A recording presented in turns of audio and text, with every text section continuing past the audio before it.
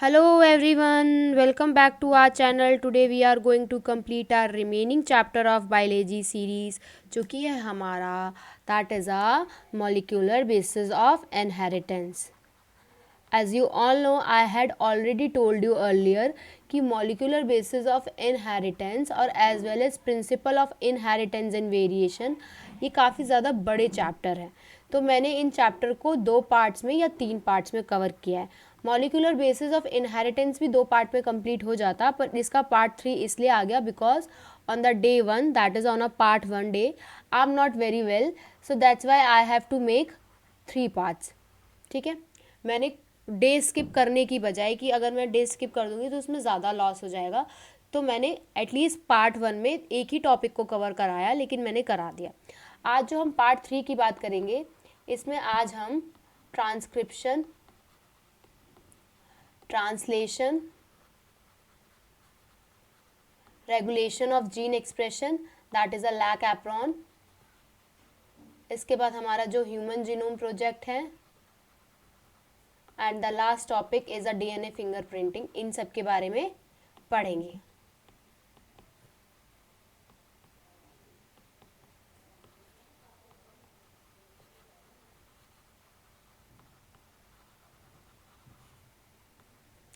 इसके बाद अगर हम देखें तो as you all know that we have started a biology series. इस बायोलॉजी सीरीज़ में हमने क्लास 11th के जितने भी चैप्टर्स थे, क्लास 11th के चैप्टर्स जितने भी थे वो सारे के सारे कंप्लीट कर लिए हैं. क्लास 12th हमने स्टार्ट कर दी है. मोस्ट प्रोबेबली जो क्लास 12th की यूनिट सेकंड है that is a genetic and evolution, ये आज या कल में कंप्लीट हो जाएगी. इसके बाद हम नेक्स्ट यूनिट स्टार्ट करेंगे दैट इज़ अ इकोलॉजी.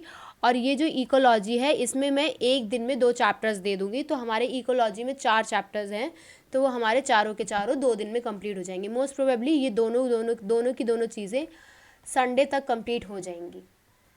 ठीक है. नेक्स्ट अगर हम बात करें तो हमने एक और भी सीरीज़ लॉन्च की है that is a biology topic series. इस टॉपिक सीरीज़ में if you have any doubt on any topic please let me know. You can message me on Instagram, Telegram and even you can comment me on YouTube as well. अगर आपका topic genuine है then I will make a video on that topic only. तो अगर हमारी कोई topic पे video होगी ना तो वो वीडियो थोड़ी शॉर्ट रहेगी, जिससे आप उसे ईजिली देख सकते हो. कोई स्पेसिफिक टॉपिक है जो वही टॉपिक नहीं समझना, उसके चक्कर में पूरा लेक्चर देखने की क्या ज़रूरत है, वो टॉपिक भी देख सकते हो. नेक्स्ट अगर हम बात करें, जस्ट अ सेकेंड,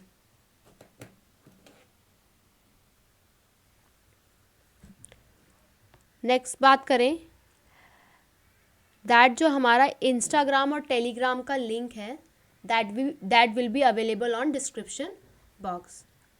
तो वहाँ पे आप जाके मुझे मैसेज और फॉलो कर सकते हैं.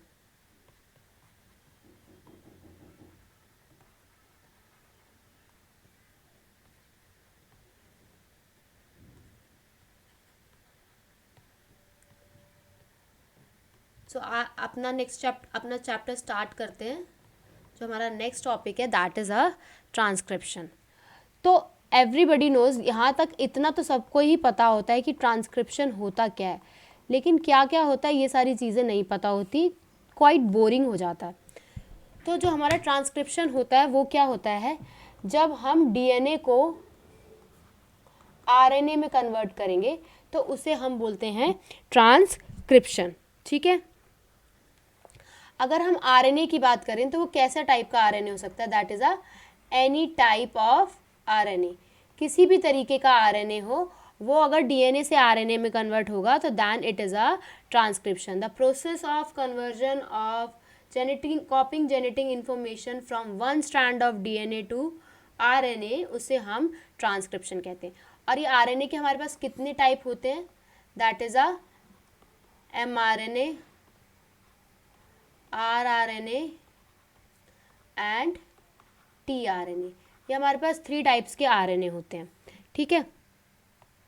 नेक्स्ट अगर हम बात करें तो रेप्लिकेशन में हमने क्या देखा था, डीएनए रेप्लिकेशन में कि उसमें both strand of DNA participate करते हैं in replication. Both strand of DNA are participating in replication. ठीक है. Whereas अगर हम बात करें ट्रांसक्रिप्शन की, तो ट्रांसक्रिप्शन में क्या होता है, दोनों स्ट्रैंड पार्टिसिपेट नहीं करते, सिर्फ एक ही स्ट्रैंड पार्टिसिपेट करता है. ठीक है. Only one strand participate in transcription. तो जैसे ये हमारा डीएनए प्रेजेंट है, तो इस डीएनए का अगर ये पार्ट पार्टिसिपेट कर रहा है, ठीक है, इतना पार्ट समझ लो, अगर ये पार्ट पार्टिसिपेट कर रहा है, ये जो पार्ट है that is participating in transcription, that is a DNA part. ये DNA का पार्ट है, ये ट्रांसक्रिप्शन कर रहा है. ठीक है. ये तो क्या कर रहा है, ट्रांसक्रिप्शन कर रहा है. और ट्रांसक्रिप्शन करने के बाद ये किसी भी टाइप के आरएनए में कन्वर्ट हो सकता है. तो अगर ये कन्वर्ट होके टीआरएनए और आरआरएनए में गया, तो इस पार्ट को हम क्या बोलेंगे, तो इस पार्ट का नाम हो जाएगा जीन. समझ रहे हो मैं क्या कह रही हूँ. अगर टीआरएनए और आरआरएनए में कन्वर्ट होता है तो उस डीएनए के पार्ट को हम बोलते हैं that is a gene. whereas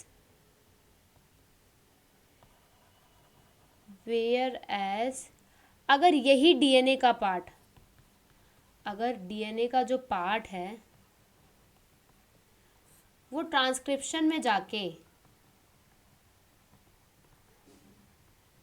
convert हो जाता है एमआरएनए में, ठीक है, तो इस डीएनए के पार्ट को हम क्या कहेंगे, दैट इज अ सिस्ट्रॉन. ठीक है. क्या बोलेंगे उसको, सिस्ट्रॉन बोलेंगे. तो यहाँ पे हमें पता चल गया सिस्ट्रॉन कब बोलते हैं और जीन कब बोलते हैं.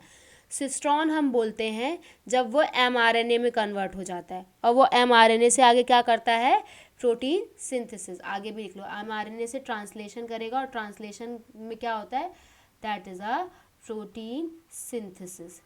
वेयर अगर वही डीएनए का पार्ट ट्रांसक्रिप्शन होके टीआरएनए या आरआरएनए में कन्वर्ट हो जाता है, देन उस पार्ट को हम क्या बोलते हैं, दैट इज अ जीन.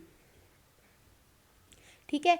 एक अगर हम और बात करें, तो हम जब भी कभी पोलैरिटी रीड करते हैं, that is I am not mentioning in DNA replication. तो जब कभी भी हम पोलैरिटी को रीड करते हैं तो it is always read from, ये चीज़ मुझे डीएनए रेप्लिकेशन में ही बता देनी चाहिए थी, बट मैं यहाँ बता दे रही हूँ. तो हम इसे लेफ्ट टू राइट करते हैं. कैसे पोलैरिटी रीड करते हैं, that is from left to right. तो अगर जब हमारे both strand of DNA participate कर रहे थे रेप्लिकेशन में, दोनों स्ट्रैंड जब वो पार्टिसिपेट कर रहे थे रेप्लिकेशन में, तो यहाँ पे दोनों स्ट्रैंड कैसे थे, both strand are template strand. समझ रहे हो, जब दोनों के दोनों स्ट्रैंड पार्टिसिपेट कर रहे थे रेप्लिकेशन में, तो they both are template strand. Where as अगर हम ट्रांसक्रिप्शन की बात करें तो ओनली वन स्ट्रैंड पार्टिसिपेट. तो यहाँ पे हमें क्या पता चला, that is a only one strand is template strand, और अदर कैसा हो जाएगा, that is a non template strand. ठीक है. नेक्स्ट हम आते हैं, हम ये बात कर लेते हैं कि इनकी लोकेशन क्या क्या होती है. If we are talking about a location of transcription, that is a location की बात करें तो दो तरीके में देखने को मिलेगी. एक हमें मिलेगी प्रोकैरियोट्स में, मीन्स बैक्टीरिया में,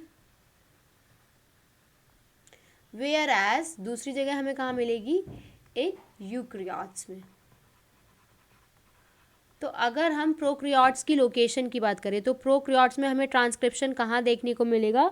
अगर हम प्रोकैरियोट्स की डिस्क्रिप्शन की बात करें ट्रांसक्रिप्शन की, तो वो वहाँ हमें देखने को मिलेगा साइटोप्लाज्म में। वेयर एज अगर हम यूकैरियोट की बात करें तो that is found inside the nucleus. ठीक है, यहाँ तक क्लियर है? आगे बढ़े तो अगर जब हम आगे देखते हैं तो अगर हम स्ट्रैंड बनाते हैं, ठीक है, we are making our DNA strand. तो in this DNA strand I have told you earlier, replication में both strands are templating strand, where as in transcription only one strand is a template strand.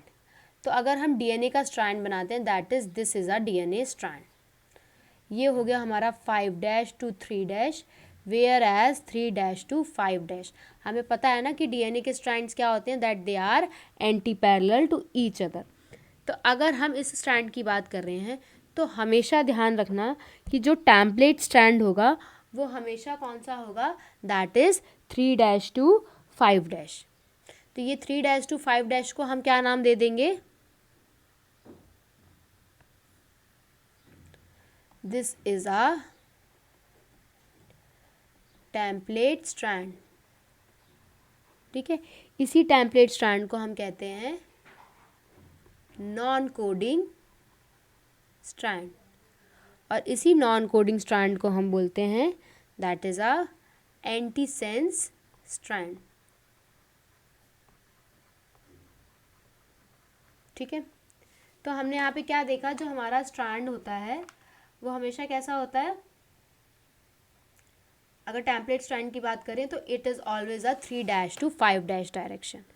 Where as ये जो ऊपर वाला strand हो जाएगा ये कैसा हो जाएगा? अगर ऊपर वाले स्ट्रैंड की बात करें तो जो नीचे लिखा है उसका उल्टा कर दो, that is a non template strand.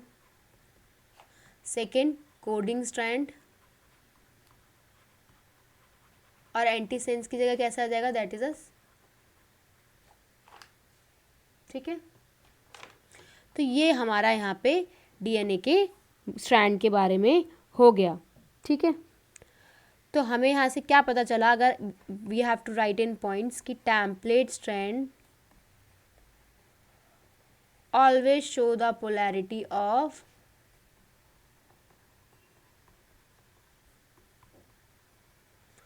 कैसे रीड करते हैं? From left to right, polarity of 3' to 5'। ठीक है,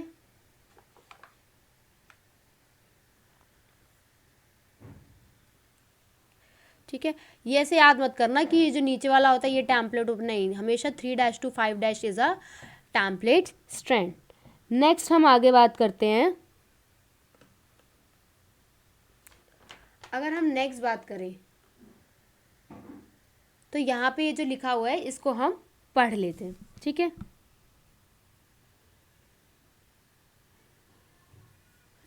अगर हमारे पास ये क्वेश्चन आता है, जस्ट एक 1 सेकेंड और, फिर नेक्स्ट हमारा मेन टॉपिक जो है प्रोमोटर वगैरह के बारे में स्टार्ट हो जाएगा। यहाँ पे अगर हम एक और चीज़ देखें कि जो हमारा, हम ये बोल सकते हैं कि इसमें दोनों स्ट्रैंड जो हैं वो पार्टिसिपेट क्यों नहीं कर रहे transcription, why both the strands are not participating in transcription. ठीक है, तो अगर ऐसा होता है, अगर दोनों स्ट्रैंड जो हैं, that this is a DNA strand. ठीक है, ये क्या है, that is a 5' to 3' and this is a 3' to 5'।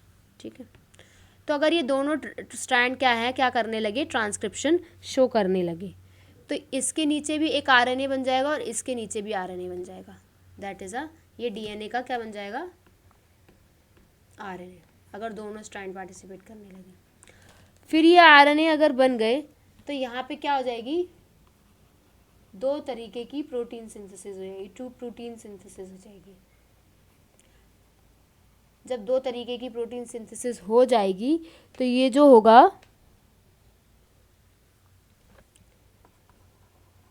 these protein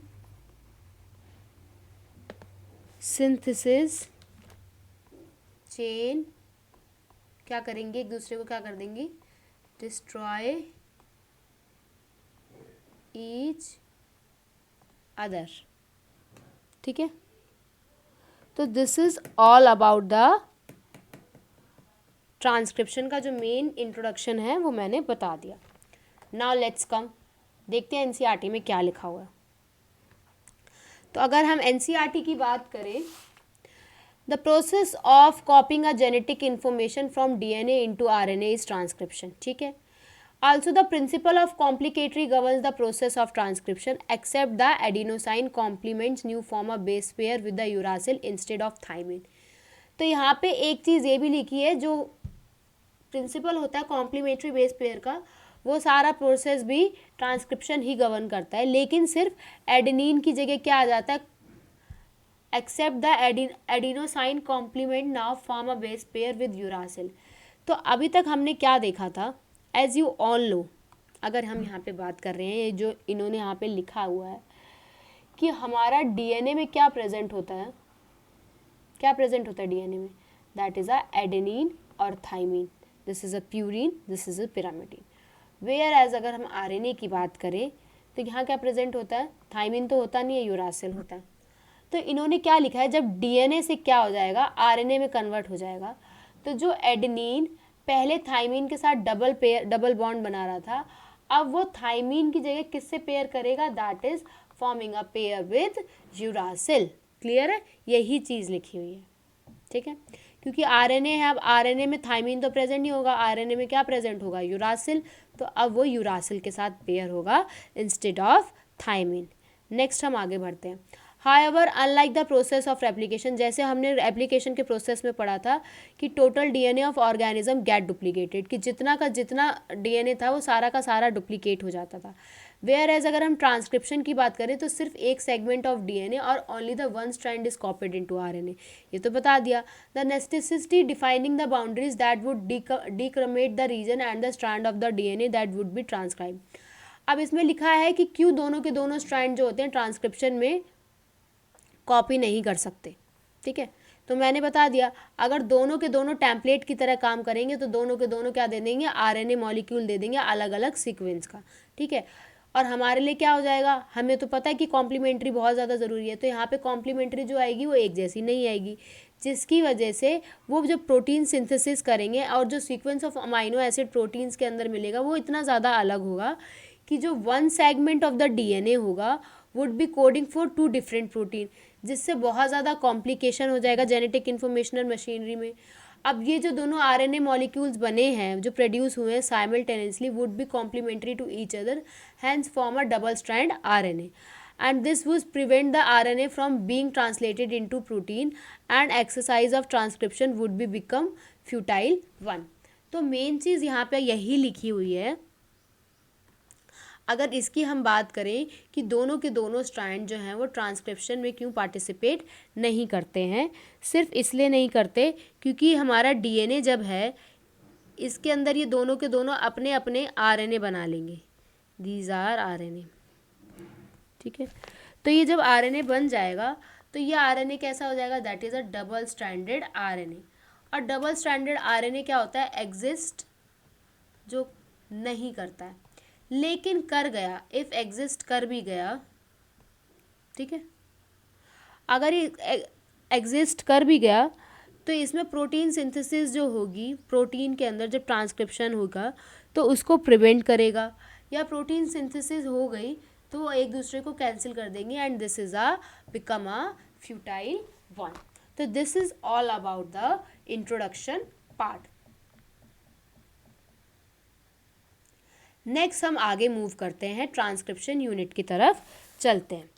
तो अगर हम we are talking about our transcription unit, लेकिन उससे पहले ये जो यहाँ पे सीक्वेंस लिखा था, दैट इज़ अ सीक्वेंस, यहाँ पे कहीं है और सीक्वेंस लिखा नहीं, यहाँ पे जो ट्रांसक्रिप्शन के सीक्वेंस के बारे में बात कर रहे थे उसको एक बार देख लेते हैं।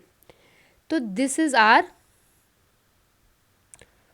3' to 5',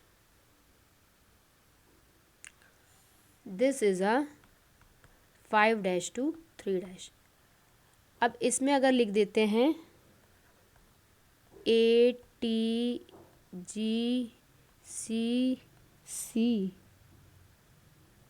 टी ए, ठीक है। इसमें ए की जगह क्या आ जाएगा, that is a T, T की जगह क्या आ जाएगा, दैट इज़ अ ए, जी की जगह सी, सी की जगह जी, सी की जगह जी, टी की जगह ए और ए की जगह टी। अब इसमें हमारा टेम्पलेट स्ट्रैंड कौन सा होगा? As I told you earlier, template strand would be the polarity of 3 to 5'। तो this is our template strand. तो ये जो टेम्पलेट स्ट्रैंड है, इसी टेम्पलेट स्ट्रैंड की बात करते हैं। तो ये उल्टा हो जाएगा और कोडिंग जो रहेगा दैट इज़ अ, ये जो हमारा नीचे वाला स्ट्रैंड है that is a coding strand, ये बिल्कुल सेम रहेगा, ठीक है। तो अगर हम इसे उल्टा करने की बात करते हैं, तो जब इसे हम इस टेम्पलेट स्ट्रैंड को इसको उल्टा करेंगे तो that is comes out to be 5' to 3', ठीक है। और कैसे हो जाएगा, एडेनिन की जगह क्या आ जाएगा, हमने बताया आप थाइमिन के साथ पेयर नहीं करेगा, दैट इज़ अ यूरासिल, ठीक है। और थाइमिन की जगह क्या आएगा, that is a adenine.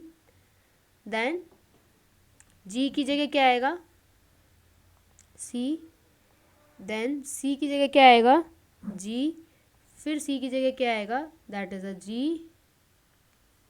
Thymine की जगह क्या आएगा, दैट इज़ अ ए,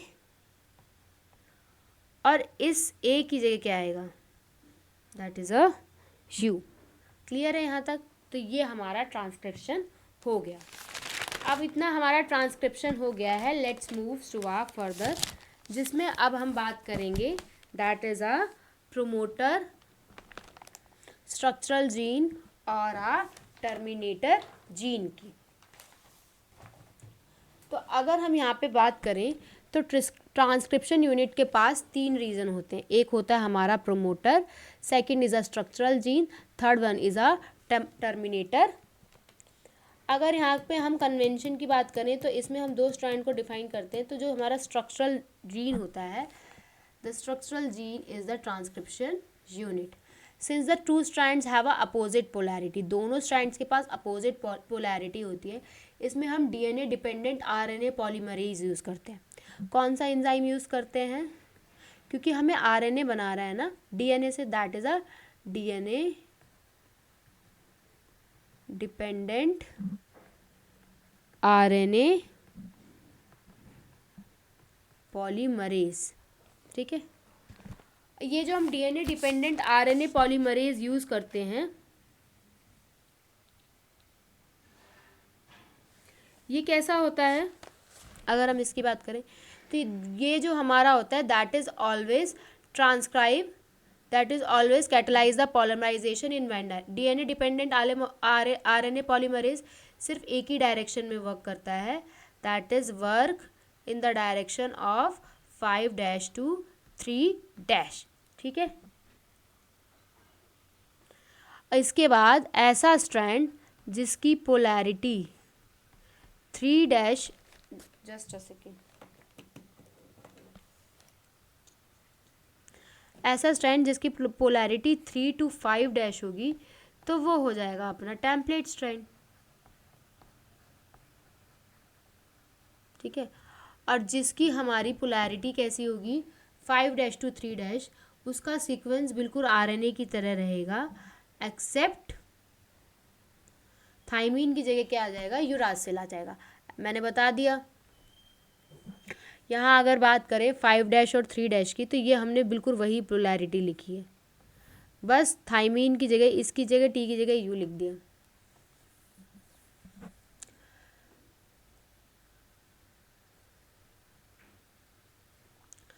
ये हो गया हमारा इतना। तो इसी स्ट्रैंड को, ऐसा स्ट्रैंड जो हमारा किसी चीज़ के लिए कोडिंग नहीं करता है, that is coding for nothing, that is a strand having a polarity of 5' to 3', जिस पे डीएनए डिपेंडेंट ये जो हमारा स्ट्रैंड होता है दैट इज़ अ 5' to 3', इसको हम कोडिंग कहते हैं,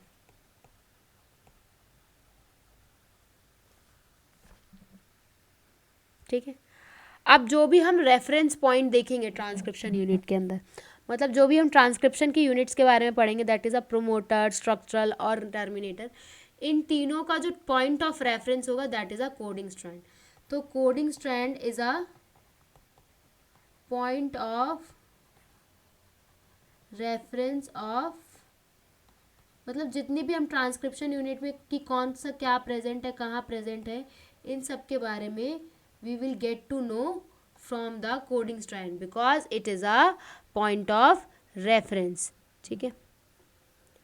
तो डीएनए, दोनों स्ट्रैंड के डीएनए में कौन हमारा ट्रांसक्रिप्शन यूनिट है, that is a structural gene of a transcription unit. अगर दोनों स्ट्रैंड की बात करें तो दोनों DNA dependent RNA polymerase use होता है जो कि सिर्फ एक डायरेक्शन में 5' to 3 चलता है. 3 वाले को हम टेम्पलेट कहते हैं और अदर स्ट्रैंड को हम, जो कि आरएनए की तरह रहता है, सिर्फ थाइमीन लग जाता है at the place of uracil, that is displace during transmission. अगर हम स्ट्रेंजली बात करें तो एक ऐसा स्ट्रैंड होता है जो किसी के लिए कोड नहीं करता है, उसको हम क्या कहते हैं, that is a coding strand. इसके बाद अगर हम देखें तो जितना भी हमें रेफरेंस ऑफ पॉइंट देखना है ट्रांसक्रिप्शन यूनिट के लिए, that is all done by a coding strand. तो यहाँ पे हमने कोडिंग स्ट्रैंड के बारे में ऐसा क्यों लिखा कि सब कुछ कोडिंग स्ट्रैंड से हमें पता चलेगा. तो अगर हम बात करें प्रोमोटर साइड की, ठीक है, इसकी बात करें, प्रोमोटर साइड की बात करें, तो उसमें जो आरएनए पॉलीमरेज होगा वो इस साइड से जाके बाइंड करेगा. ठीक है.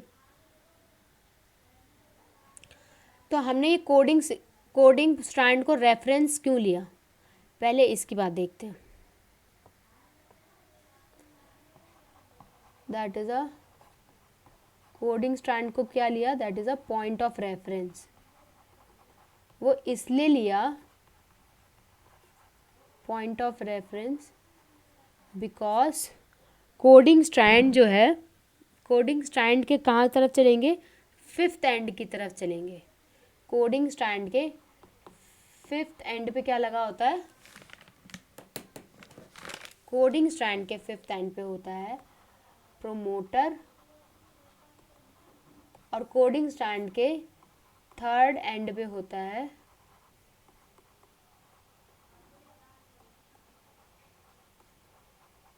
टर्मिनेटर. ठीक है. तो ये हमारा हमने बता दिया 3 to 5 वाला होगा क्या, that is a template strand, this is a coding strand.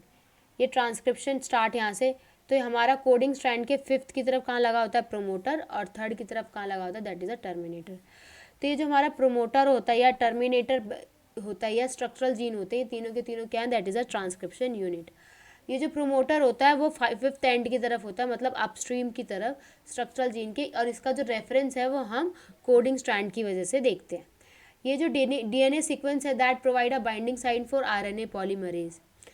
ऐसी डीएनए सीक्वेंस जो कि बाइंडिंग साइट कर सके आरएनए पॉलीमरेज की, कि is the presence of promoter. तो प्रोमोटर की प्रेजेंस की वजह से होता है इन अ ट्रांसक्रिप्शन यूनिट, जिससे हम डिफाइन करते हैं कोडिंग स्ट्रैंड और a template strand. By switching the position of terminator, जब हम टर्मिनेटर पोजीशन की स्विच को स्विच कर देते हैं तो ये जो डेफिनेशन है कोडिंग और टेम्पलेट स्ट्रैंड की वो रिवर्स हो जाती है. अगर हम टेम्पलेट की बात करें, टर्मिनेटर की बात करें, तो terminator is located towards the 3rd and. तो टर्मिनेटर कहाँ प्रेजेंट होता है, 3rd एंड की तरफ प्रेजेंट होता है कोडिंग स्ट्रैंड के. तो कोडिंग स्ट्रैंड को हमने, तो 5th एंड को हम क्या ले लेंगे, that is a upstream, and terminator comes out to be a downstream. तो it usually defines the end of the process of transcription. यहाँ पे हमें कुछ रेगुलेटरी सीक्वेंस के बारे में पढ़ना है कि कौन सी फर्दर अपस्ट्रीम है, कौन सी डाउनस्ट्रीम है टू द प्रोमोटर के लिए. तो नेक्स्ट अगर हम बात करें तो हम इसमें ट्रांसक्रिप्शन यूनिट और उसके जीन के बारे में पढ़ेंगे. ठीक है.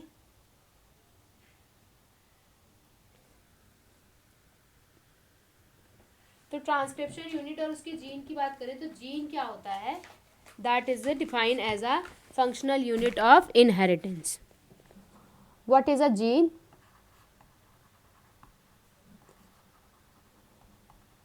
Functional unit of inheritance. ठीक है।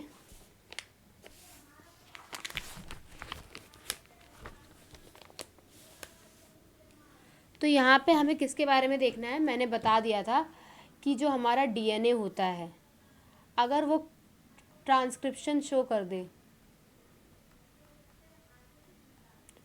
ट्रांसक्रिप्शन शो कर दे, एक minute, just a second, I have to just check the space. ठीक है, ठीक है। अगर वो ट्रांसक्रिप्शन शो कर दे तो क्या करेगा अपने आप को, और कन्वर्ट हो जाए टीआरएनए और आरआरएनए में, तो उसको हम क्या कहते हैं, दैट इज़ अ, इस पार्ट को क्या कहेंगे, फिर पार्ट को कहेंगे दैट इज़ अ जीन। इसे सिस्ट्रॉन कब कहेंगे, that when it is converted into mRNA. अगर ये पार्ट जो है इसको हम सिस्ट्रॉन कब कहेंगे, व्हेन इट इज़ ट्रांसक्रिप्ट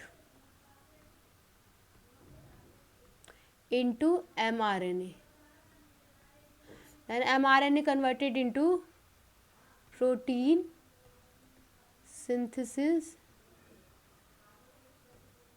इस प्रोसेस को क्या कहेंगे, दैट इज अ ट्रांसलेशन। ठीक है, तो ये जो हमारा सिस्ट्रॉन होता है दैट इज अ, ये वो सिस्ट्रॉन जो होता है ये वो फंक्शनल, ये ऐसा डीएनए का सेगमेंट होता है जो कि प्रोटीन के लिए कोड करेगा, क्योंकि यही जाके आगे प्रोटीन में कन्वर्ट होगा। तो दिस सिस्ट्रॉन, अगर हम इस सिस्ट्रॉन की बात करें तो सिस्ट्रॉन आर ऑफ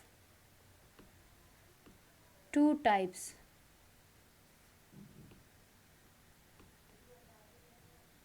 सिस्ट्रॉन कितने तरीके का होता है, दो तरीके का होता है। पहला जो होता है that is a monocistronic, second one is a polycistronic. Name suggest, name से ही पता चल रहा है मोनोसिस्ट्रोनिक क्या होगा, that is for one cistron. ठीक है, मोनोसिस्ट्रोनिक में क्या होता है, that is a one cistron, that is a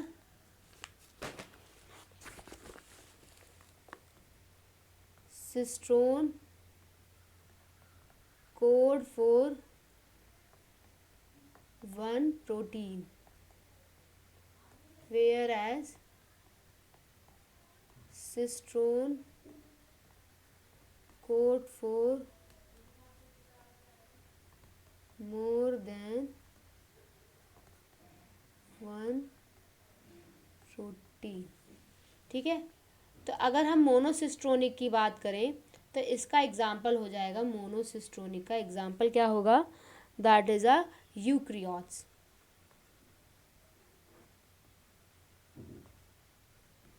where as polycistronic की बात करें तो that is found in prokaryotes. P4 prokaryotes, P4 polycistronic. ठीक है,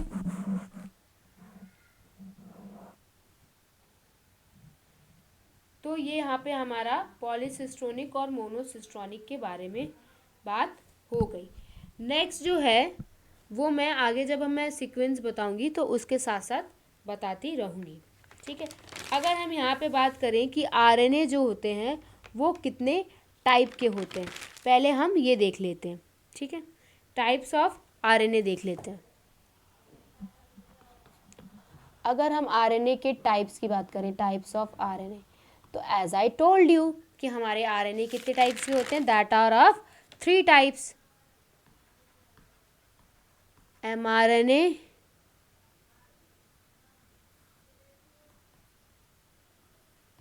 ribosomal rRNA and this is a tRNA. तो जो हमारा एमआरएनए होता है that is a messenger RNA. अगर हम मैसेंजर आरएनए की बात करें तो ये कितना प्रेजेंट होता है, दैट इज अ 5% ऑफ जितना भी टोटल आरएनए होता है उसका 5% क्या होता है, that is a mRNA. Where as अगर हम बात करें RNA की, that is a ribosomal RNA, तो that is a 80% of total RNA। अगर हम वहीं tRNA की बात करें तो that is a 15% of total RNA। ठीक है, इस tRNA को हम क्या कहते हैं, that is a transfer RNA या फिर सॉल्युबल RNA देन अ एडेप्टर मॉलिक्यूल। तो अगर हम साइज़ की बात करें तो जो हमारा सबसे बड़ा RNA होता है दैट इज़ अ mRNA, ये this is a largest RNA। Where as अगर हम tRNA की बात करें तो tRNA क्या होता है, that is a smallest rRNA। अगर हम बात करें स्टेबिलिटी की तो mRNA जो क्या होता है, that is a least stable. Where as अगर हम rRNA की बात करें तो that is a most stable. अगर वहीं पर हम बात करें कि ये जो तीनों RNA होते हैं इनके क्या क्या काम होते हैं, ठीक है, what are the roles of these 3 RNA, which 3 RNA, that is a mRNA। अगर हम mRNA के काम की बात करें तो mRNA क्या करता है, carry information from DNA to RNA। mRNA क्या करता है, इंफॉर्मेशन कैरी करता है from DNA, sorry, information carry करता है, ट्रांसक्रिप्शन का काम होता है, इरेजर, हाँ। तो mRNA क्या करता है, दैट इज़ अ इंफॉर्मेशन को कैरी करेगा DNA से फॉर, ताकि क्या हो सके, प्रोटीन सिंथेसिस।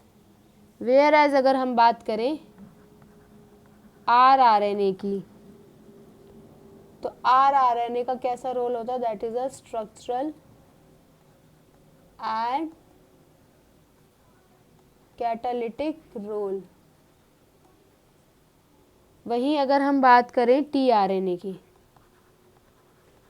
तो tRNA क्या होता है,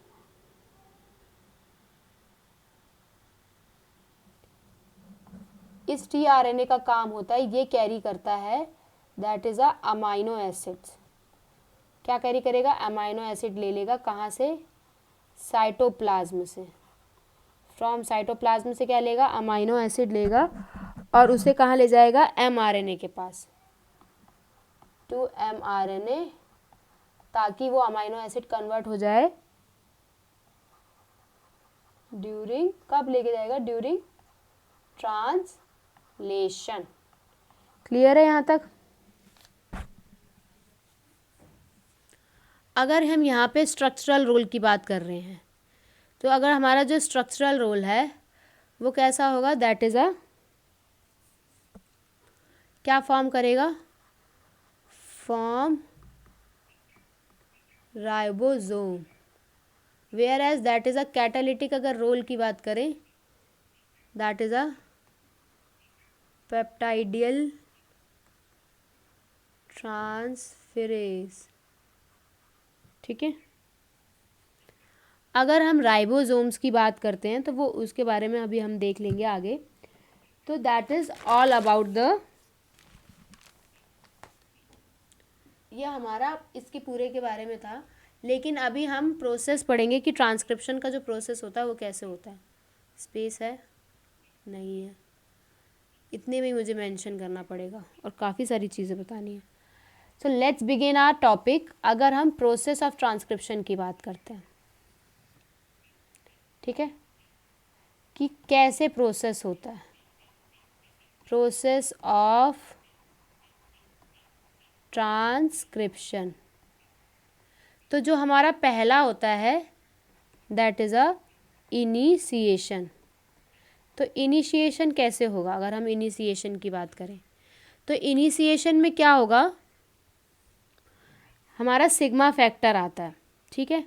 वो सिग्मा फैक्टर का काम होता है प्रोमोटर साइट को पहचानना कि कहाँ पे प्रोमोटर साइट प्रेजेंट है डीएनए में, और वहाँ पे जाके किसको ऐड कर देता है, आरएनए पॉलीमरेज को कर देता है, और फिर प्रोसेस को स्टार्ट करता है। मतलब सिग्मा फैक्टर पहले क्या करेगा, recognise the promoter site by adding a enzyme. कौन सा enzyme, that is a RNA polymerase. RNA polymerase को ऐड करेगा प्रोमोटर साइट पे, ऐड प्रोमोटर साइट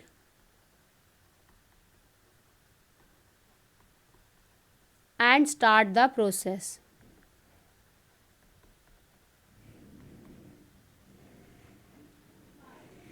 ठीक है। वेयर एज अगर हम बात करें तो ये जो स्टार्टिंग बॉक्स होता है वो कैसा कैसा होता है, स्टार्टिंग प्रोसेस होता है। अगर स्टार्टिंग पॉइंट बॉक्स की बात करें, ठीक है, दैट इज अगर हम स्टार्टिंग पॉइंट बॉक्स की बात करते हैं तो एक हमें देखने को मिलता है, that is a TATA box या फिर दैट इज अ प्रिब्नो बॉक्स, जो कि कहाँ देखने को मिलता है, ये कहाँ देखने को मिलता है, इन प्रोकैरियोट्स। अगर हम यूकैरियोट्स की बात करें तो यूकैरियोट्स में कौन सा होता है, दैट इज अ यूकैरियोट्स में कौन सा होगा, that is a Hogness box.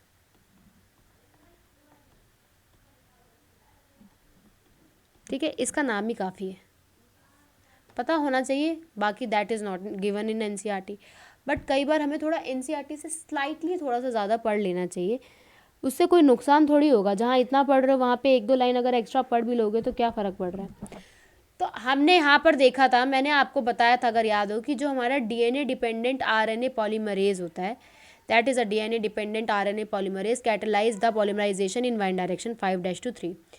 तो यहाँ पर हमने क्या किया, प्रोमोटर साइट पे आके क्या लगा दिया, आरएनए पॉलीमरेज लगा दिया। तो ये जो आरएनए पॉलीमरेज है ये कैटलाइज कैसे करेगा, RNA polymerase that is a DNA dependent RNA polymerase क्या करने लगेगा, स्टार्ट करने लगेगा मेकिंग, क्या बनाने लगेगा, एमआरएनए। किस तरफ की तरफ बनाएगा, मैंने बताया था कैसे कैटलाइज करता रिएक्शन, एमआरएनए बनाने लगेगा किस तरफ, 5-3 की तरफ बनाने लगेगा, या हम कहें एमआरएनए बनाने लगेगा ऑन अ, रुक जाओ, RNA polymerase start making on mRNA, नहीं,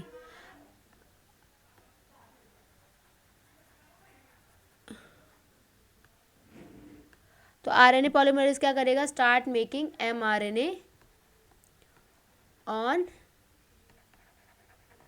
टेम्पलेट स्ट्रैंड। तो हमारा टेम्पलेट स्ट्रैंड कैसा होता है, दैट इज अ 3-5। तो 3-5 की तरफ अगर आरएनए पॉलीमरेज जो है वो आरएनए बना रहे होंगे तो वो जो ऊपर चल रहा होगा दैट इज वो तो 5-3 चल रहा होगा ना। तो यहाँ से दोनों स्टेटमेंट समझ आ गए होंगे। नेक्स्ट हम बात करें तो इसी इनिशिएशन प्रोसेस में क्या होता है, जब हमारे 10 से 20 न्यूक्लियोटाइड बन जाएंगे, जब हमारे न्यूली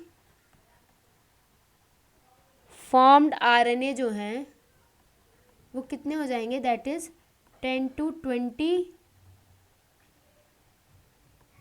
न्यूक्लियोटाइड हो जाएंगे, तो हमारा जो सिग्मा फैक्टर है वो सेटिस्फाई हो जाएगा कि भैया ये बना रहे हैं। सिग्मा फैक्टर क्या हो जाएगा, सिग्मा फैक्टर क्या हो जाएगा, that is a satisfy, satisfy हो जाएगा। और वहाँ से क्या हो जाएगा, आरएनए पॉलीमरेज साइट में, मतलब जो प्रोमोटर साइट में सिग्मा फैक्टर है वहाँ से क्या हो जाएगा, रिमूव हो जाएगा। सिग्मा फैक्टर क्या हो गया, सेटिस्फाई हो गया कि आरएनए जो है वो हमारे बन रहे हैं कहाँ पे, टेम्पलेट स्ट्रैंड के ऊपर।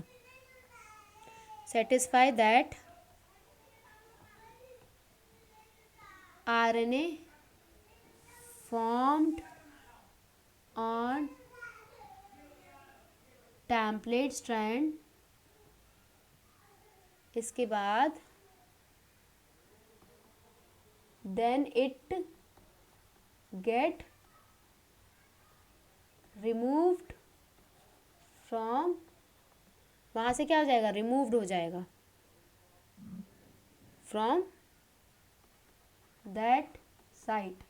कौन रिमूव हो जाएगा, ये कौन है, it, that is a sigma हमारा रिमूव हो जाएगा। फिर हमारा नेक्स्ट प्रोसेस होगा, that is a elongation process.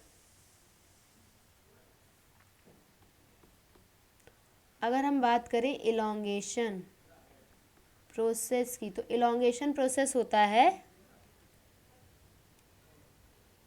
What is the elongation process,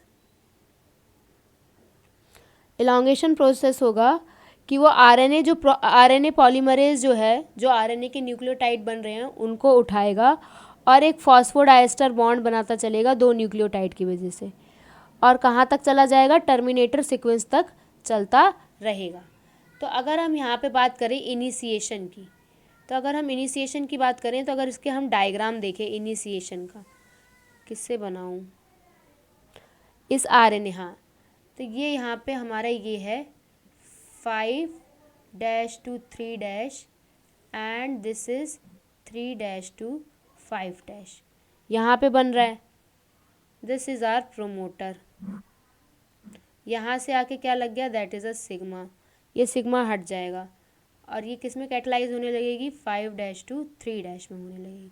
लेकिन बन तो टेम्पलेट स्ट्रैंड के ऊपर ही रही है ना, 3' to 5', कैटलाइज हो रही है 5' to 3' में। दोनों स्टेटमेंट समझ में आ गई, कोई डाउट तो नहीं कि वहाँ पर आपने लिखाया कि 5' to 3' में कैटलाइज हो रही है, यहाँ आप बता रहे हो कि 3' to 5' के ऊपर बन रही है। बन तो 3' to 5' के ऊपर ही रही है, लेकिन बनेगी तो 5' to 3' के डायरेक्शन में ही। तो यहाँ पर जब ये होने लग जाएगा तो इलॉन्गेशन प्रोसेस में क्या होगा कि जो हमारा 5' to 3' है और दिस इज आर 3' to 5', तो यहाँ पे क्या होगा, ये पूरा बन जाएगा, सिग्मा तो हट गया अपना, ठीक है। और ये कैसा बनेगा, दैट इज़ अ 5' to 3'। तो इलॉन्गेशन में क्या होगा, इलॉन्गेशन में होगा that is a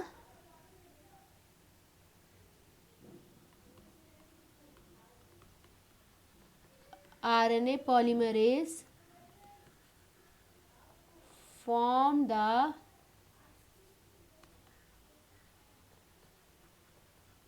phosphodiester bond between, जो RNA के न्यूक्लियोटाइड बन रहे हैं उनमें क्या बनाने लगेगा, that is a phosphodiester bond, ठीक है।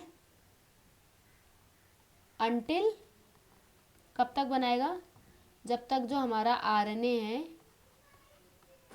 Does not reach the terminator sequence, does not, जब तक वो टर्मिनेटर सीक्वेंस तक नहीं पहुंचता तब तक वो हमारा जो फॉस्फोडाइस्टर बॉन्ड जो है वो आरएनए न्यूक्लियोटाइड के दोनों के बीच में क्या बनता रहेगा, ठीक है। तो अब हमारी आ गई नेक्स्ट,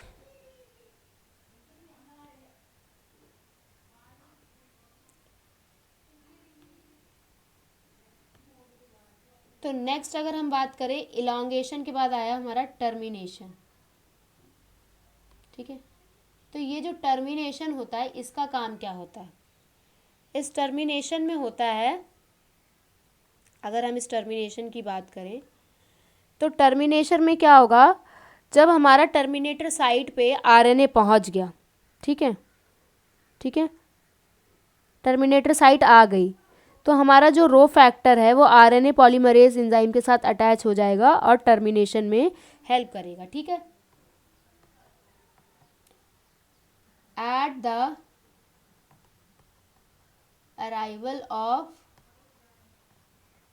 जैसी हमारी टर्मिनल साइट आ गई, ठीक है, तो हमारे यहाँ दो फैक्टर यूज़ हुए हैं, ठीक है, टर्मिनेटर साइट आ गई तो that is a rho factor. जो हमारा रो फैक्टर है वो क्या करेगा, अटैच हो जाएगा, किससे अटैच हो जाएगा, आरएनए पॉलीमरेज से, आरएनए पॉलीमरेज से अटैच होगा और क्या करेगा, help in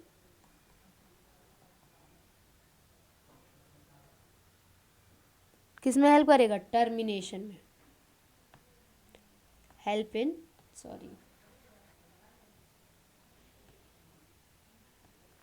that is help in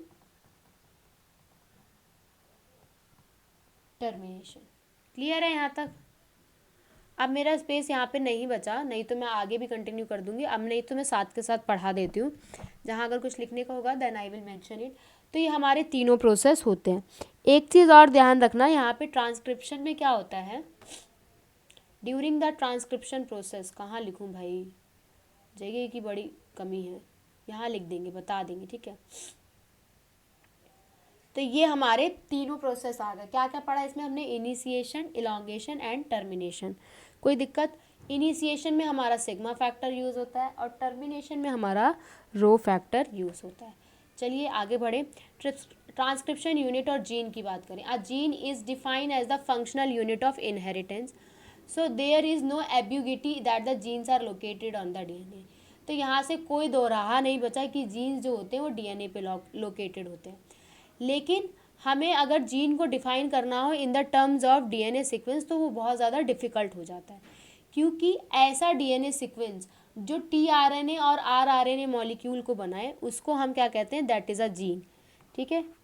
DNA का ऐसा सीक्वेंस, दैट इज़ डीएनए का ऐसा पार्ट, मैं बार बार ये चीज़ बता रही हूँ just because to clear your concepts. जितने ज़्यादा कॉन्सेप्ट क्लियर होंगे उतना ज़्यादा समझ आएगा।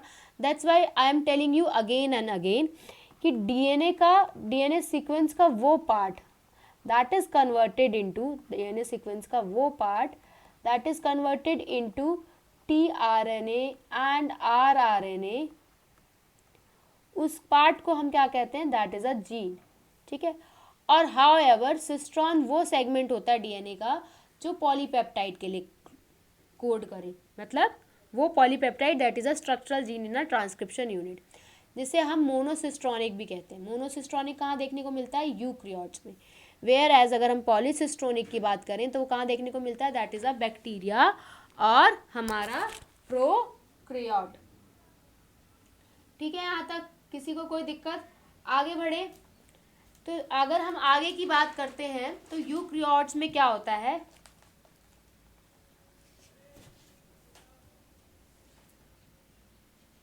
ठीक है।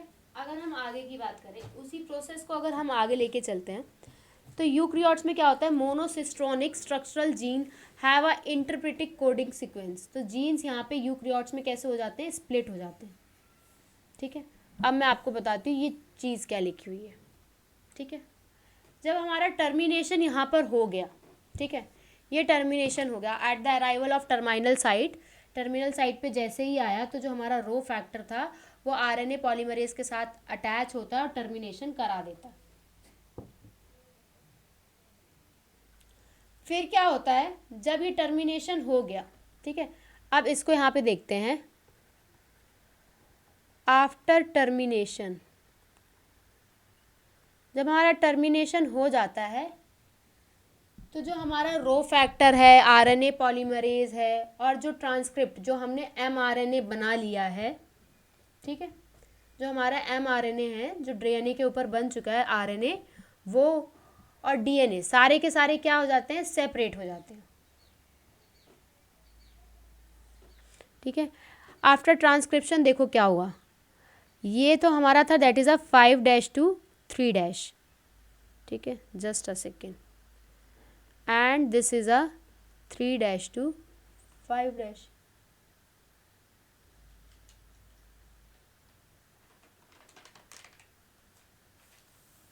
ठीक है, 3' to 5'।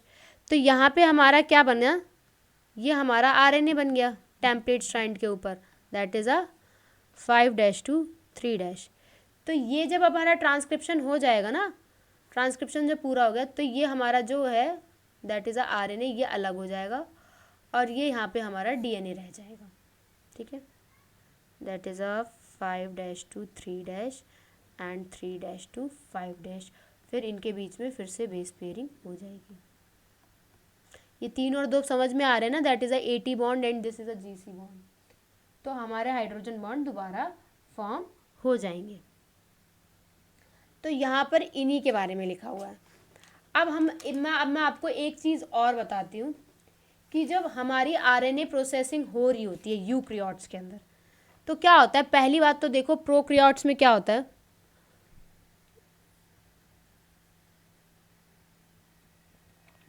तो प्रोकैरियोट्स में क्या होता है, अगर हम यूकैरियोट्स की बात कर रहे हैं, ठीक है, तो ये जो हमारे जीन्स लिखे हैं यूकैरियोट्स में स्प्लिट हो जाते हैं। क्यों? अगर हम प्रोकैरियोट की बात करें, बेसिक से चलते हैं स्टार्टिंग से, तो बैक्टीरिया के अंदर चाहे ट्रांसलेशन हो चाहे ट्रांसक्रिप्शन हो, दोनों के दोनों एक साथ चल रहे होते हैं। सो वहाँ पे हमें कोई भी स्प्लाइसिंग की ज़रूरत नहीं पड़ती। लेकिन अगर हम यूकैरियोट्स की बात करें, ठीक है, we are talking about a eukaryotes, तो यूकैरियोट्स में क्या होता है, ट्रांसक्रिप्शन कहाँ होती है, दैट इज DNA की अगर हम ट्रांसक्रिप्शन की बात करें तो दैट इज हैपन इन अ, कहाँ हो रही होती है, साइटोप्लाज्म में थोड़ी हो रही होती है, इनसाइड द न्यूक्लियस। लेकिन हमें अगर ट्रांसलेशन करानी है तो उसके लिए हमें जाना पड़ेगा साइटोप्लाज्म में। तो हमारा जो हमारे RNA बनता है यहाँ पे, ये जो mRNA बना है, ये तो हमारा प्रोकैरियोट के केस में ईजिली बन जाता है। यूकैरियोट्स के केस में स्प्लिट क्यों होता है, क्योंकि ये हमारे यूकैरियोट्स के केस में जो है क्या बनता है, HNRNA बनता है। ये जो HNRNA होता है ये क्या होता है, that is a precursor of mRNA। मतलब इस HNRNA में हमें मॉडिफिकेशन करनी पड़ेगी, ठीक है, जिसको हम पोस्ट ट्रांसक्रिप्शनल मॉडिफिकेशन कहते हैं। मतलब ट्रांसक्रिप्शन हो जाने के बाद की मॉडिफिकेशन, ताकि ये जो HNRNA है वो फिर साइटोप्लाज्म में चला जाए ट्रांसलेशन के लिए। ठीक है, और ये HNRNA किस में मॉडिफिकेशन में जाता है, ये HNRNA कहाँ प्रेजेंट होता है, ये यूकैरियोट्स में होता है। तो ये जो HNRNA होता है that is present inside the nucleus. तो इसे न्यूक्लियस से कहाँ जाना पड़ता है, इसे न्यूक्लियस से जाना पड़ेगा इनटू अ mRNA में। ठीक है, और ये mRNA में कब जाएगा, जब ये जाएगा साइटोप्लाज्म में। तो अब इसे साइटोप्लाज्म में जाना है, mRNA में कन्वर्ट होना है HNRNA को। तो यहाँ पे क्या होगा, that is a post transcriptional modification. देखो मैं इस चैप्टर को जितना अच्छे से हो सकता है ना उतना अच्छे से समझा रही हूँ, जस्ट बिकॉज आपको कोई डाउट ना रहे। तो ये हमारा यहाँ पर ऐसे हो गया, ठीक है, तो ये हमारा मॉडिफिकेशन में चला गया। अब ये मॉडिफिकेशन में जाने के लिए अब इसमें हमें स्प्लाइसिंग करनी पड़ेगी, कैपिंग करनी पड़ेगी और टेलिंग करनी पड़ेगी। ठीक है, क्या क्या करना पड़ेगा मॉडिफाई करने के लिए HNRNA को, दैट इज अ, अभी मैं बता दूंगी वो क्या क्या लिखा हुआ है। ठीक है, यहाँ बताती हूँ। ठीक है, तो जो हमारा HNRNA है that is we are talking about a eukaryotes.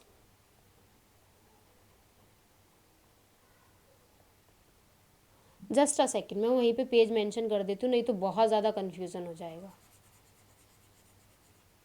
ठीक है, just wait a minute, you have to just wait for second.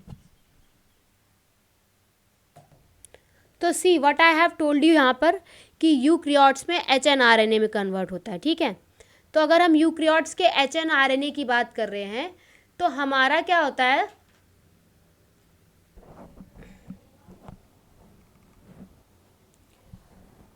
Prokaryotes में अगर हम देखें, देखो ट्रांसक्रिप्शन तो दोनों में होगी, चाहे हमारी प्रोकैरियोट्स में हो चाहे यूकैरियोट्स में। तो अगर हम प्रोकैरियोट्स की बात कर रहे हैं, अब मैं यहाँ पे लिख देती हूँ because I have a space. अगर हम प्रोकैरियोट्स की बात कर रहे हैं तो प्रोकैरियोट्स में ट्रांसक्रिप्शन और ट्रांसलेशन दोनों process are happen in cytoplasm. Transcription and translation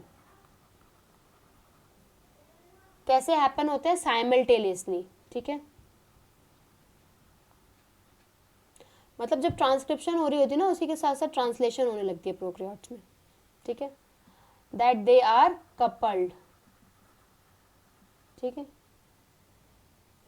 where as अगर हम बात करें यूक्रियोट्स की, तो यूक्रियोट्स में कहाँ क्या होता है? देखो, पहली बात तो है यूक्रियोट्स में अगर हम डीएनए की बात करें तो डीएनए कहाँ प्रेजेंट होता है?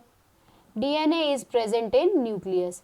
न्यूक्लियस के अंदर डीएनए प्रेजेंट है और उसी डीएनए के ऊपर आरएनए बनना है. ठीक है, that is RNA is formed on DNA. तो फिर आरएनए कहाँ फॉर्म्ड हो रहा है? That is RNA is formed in, कहाँ हो रहा है? न्यूक्लियस में. आरएनए कहाँ फॉर्म हो रहा है? Formed in nucleus. न्यूक्लियस में आरएनए हमारा बन रहा है.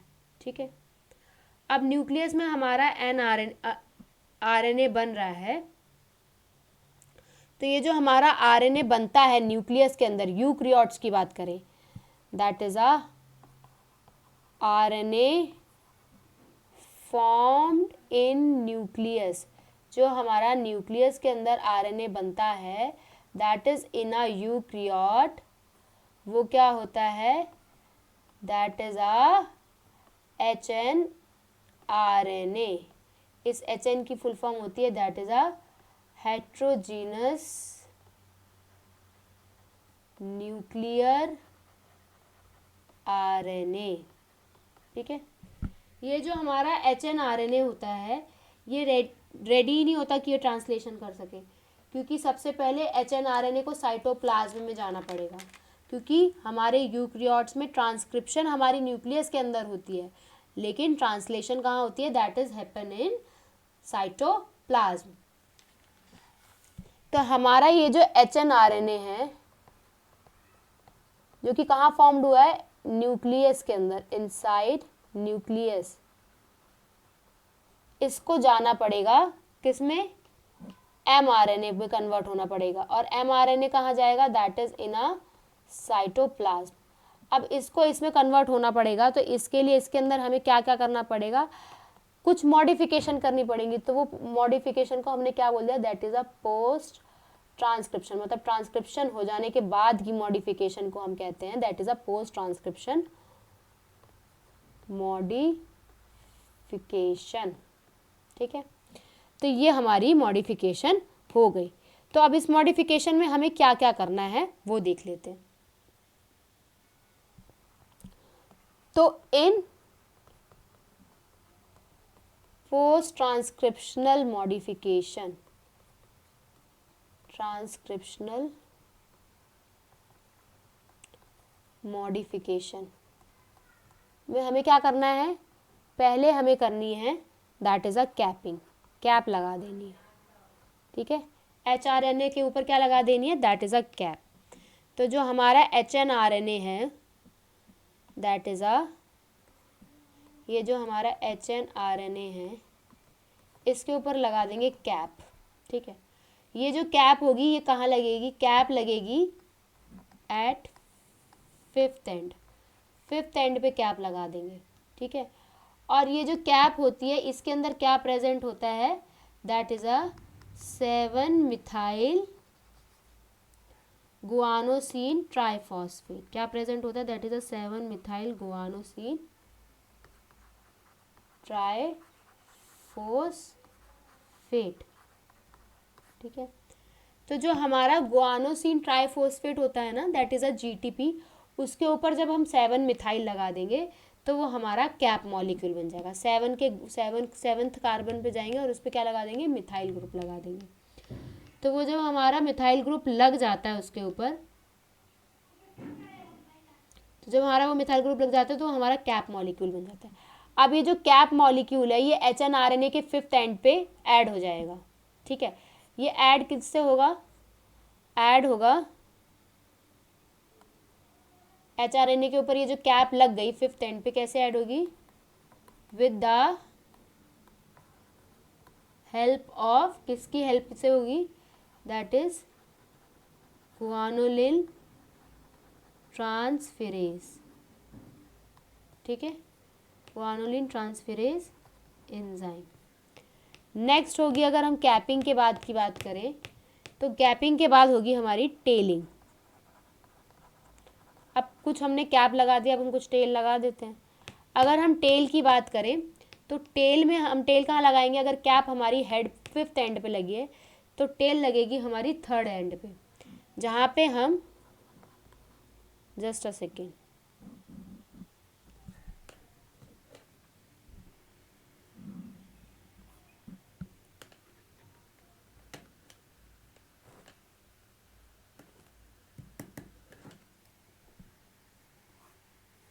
एक सेकेंड, जो पेन होता है ना इसका पॉइंट इतना ज़्यादा छोटा होता है कि गायब हो जाता है, दिखता ही नहीं है कि कहाँ पर है,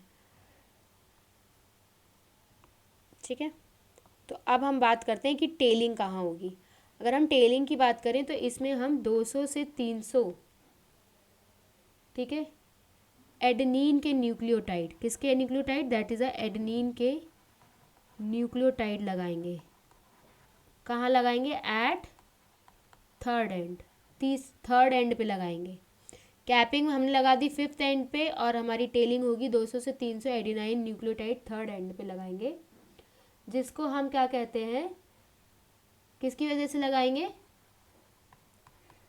विद द हेल्प ऑफ, किसकी वजह से लगाएंगे, कौन सा एंजाइम लगेगा अब, तो एंजाइम होगा हमारा यहाँ पे that is a polyadenylate polymerase, the help of पॉलीएडेनाइलेट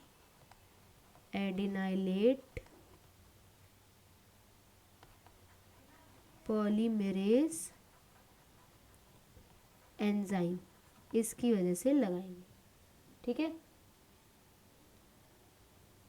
जिसको हम क्या बोलते हैं, दैट इज कॉल्ड एज, तो ये जो हमारे पूरी जो टेल लग गई 200 से 389 न्यूक्लियोटाइड लग गए, इसको हम कॉल बोलेंगे, just a second, that is a 200 to 300 adenine polynucleotide जो लग गए, इसको हम बोलेंगे that is a poly A tail, ठीक है। इसके बाद अब इसमें हम करेंगे दैट इज़ अ स्प्लाइसिंग। क्या करेंगे, ये सब यूक्रियोट में चल रहा है, प्रोक्रियोट में कुछ नहीं होगा, क्योंकि प्रोक्रियोट में ट्रांसक्रिप्शन और ट्रांसलेशन एक ही में होते हैं, बार बार बता रही हूँ, प्रोक्रियोट्स में transcription, translation, replication, that all are happening in cytoplasm, whereas in eukaryotes transcription is happening inside the nucleus and translation is happening in cytoplasm. तो अब हम इसमें स्प्लाइसिंग करेंगे। तो स्प्लाइसिंग में क्या होता है, हम इंट्रॉन्स को निकाल देते हैं स्प्लाइसिंग में, that is a removal of introns, introns को हमें रिमूव करना पड़ता है, ठीक है। सिर्फ हमारे जो होते हैं only exons are present, exons are present, जो हमारे एक्सॉन्स होते हैं वो कैसे होते हैं और इंट्रॉन्स कैसे होते हैं। अगर हम एक्सॉन्स की बात करें तो एक्सॉन होते हैं हमारे that is a coding sequence,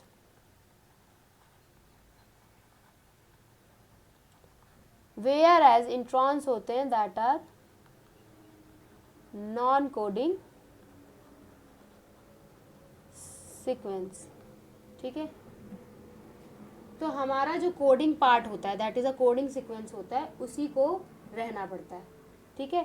तो अगर हम स्प्लाइसिंग की बात कर रहे हैं तो जो हमारा स्प्लाइसिंग का प्रोसेस है, ठीक है, तो इसमें क्या करना पड़ता है, ये स्प्लाइसिंग कैसे प्रेजेंट होते हैं, लाइक दिस,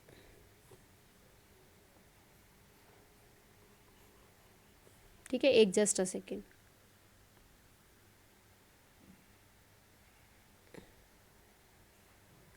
ये ऐसे प्रेजेंट होते हैं, ठीक है।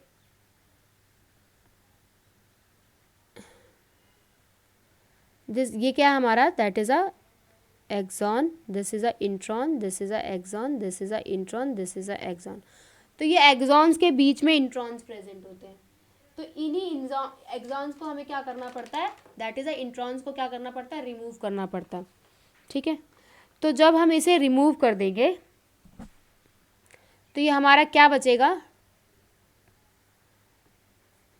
ऐसे बच जाएंगे इंट्रॉन्स को अगर हम हटा देंगे, ठीक है।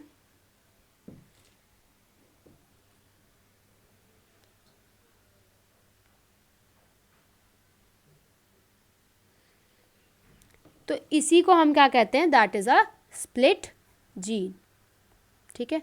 समझ में आ गया what is a split gene. तो दिस इज़ ऑल अबाउट कि यूक्रियोट्स में आगे HNRNA कैसे कन्वर्ट हो जाता है। तो अब आपको समझ में आ गया, प्रोक्रियोट्स में सीधा mRNA फॉर्म्ड होता है, बल्कि हमारा यूक्रियोट्स में पहले HNRNA फॉर्म्ड होगा, फिर उसमें कैपिंग, टेलिंग, स्प्लाइसिंग सब कुछ होगा, और इसके बाद जो उसमें एक्सॉन्स रह जाएंगे जो कि हमारे कैसे होते हैं, that is a coding part, वो साइटोप्लाज्म में जाएंगे ताकि ट्रांसलेशन हो सके। तो अगर हम बात करें इस चीज़ को पूरे को, अगर हमें समराइज़ करना हो कि इन यूक्रियोट्स क्या होगा, HNRNA के अंदर हो गई हमारी स्प्लाइसिंग, सॉरी स्प्लाइसिंग तो बाद में होगी ना,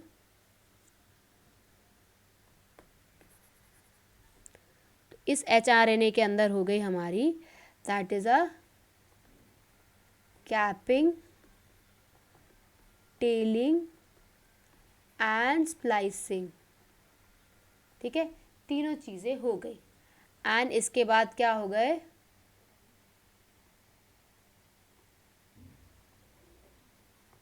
introns are removed and only exon part क्या करेगा, एक्सप्रेस करेगा, because it is a coding part, part express, ठीक है। फिर इसके बाद ये जाएगा ट्रांसपोर्टेड इन अ साइटोप्लाज्म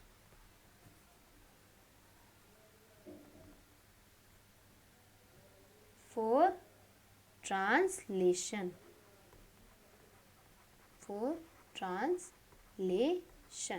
ठीक है। सो ये यहाँ पे हमारा पूरा था इसके बारे में। नेक्स्ट अगर हम बात करें तो इसमें हमें 3 तरीके के RNA देखने को मिलते हैं। कितने टाइप के RNA देखने को मिलते हैं, that is a 3 type of RNA। अगर हम प्रोक्रियोट्स की बात करें, फिर से यहाँ पे हम प्रोक्रियोट और यूक्रियोट की बात कर लें, तो अगर हम प्रोक्रियोट्स की बात करें, इन प्रोक्रियोट एक ही तरीके के RNA से काम चल जाता है, only one type of RNA present, one type of RNA present, that is a RNA polymerase, whereas अगर हम बात करें यूक्रियोट्स की, तो यहाँ पे हमारे कितने टाइप के RNA होते हैं, दैट इज़ 3 टाइप्स, ठीक है। एक होता है हमारा RNA पॉलीमरेज 1, सेकेंड, थर्ड, ठीक है। तो अगर हम तीनों RNA की बात करें तो तीनों कौन कौन से होते हैं, दैट आर, अगर हम तीनों RNA की बात कर रहे हैं तो यहाँ पे हमारा जो RNA पॉलीमरेज 1 है उसके अंदर होता है दैट इज़ अ 20 कौन कौन सा होता है, that is a RNA polymerase 1 में दैट इज़ अ 28S, इसके बाद होता है हमारा 18S RNA, then 5.8S RNA, ठीक है। वेयर एज अगर हम बात करें सेकेंड आरएनए पॉलीमरेज की। तो सेकेंड आरएनए पॉलीमरेज में क्या होता है, दैट इज अ HNRNA, जो कि क्या होता है, प्रिकर्सर ऑफ mRNA। वहीं अगर हम बात करें थर्ड वाले की, तो उसके अंदर प्रेजेंट होता है that is a adapter molecule, that is a tRNA, 5SR RNA जिसे हम स्मॉल न्यूक्लियर RNA कहते हैं, sorry 5SR RNA, then it is a SNRNA। SNRA is a small nuclear nRNA। तो यहाँ पे हमें तीनों तरीके के RNA समझ में आ गए जो यूक्रियोट्स में होते हैं, और हमारा प्रोक्रियोट्स में तो सिर्फ एक ही होता है RNA पॉलीमरेज। अगर हम यहाँ पे स्प्लाइसिंग की बात कर रहे हैं, ये स्प्लाइसिंग जो है, एक चीज़ और रहेगी, दैट इज़ डन बाय स्प्लाइसोसोम्स।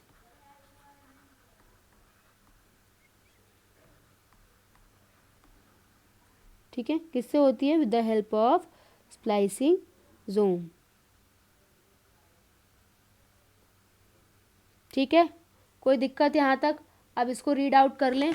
मैंने सारी चीज़ें, एक एक चीज़ें बहुत ज़्यादा अच्छे से बता दी हैं। नेक्स्ट अब हम इसको अब रीड आउट कर लेते हैं।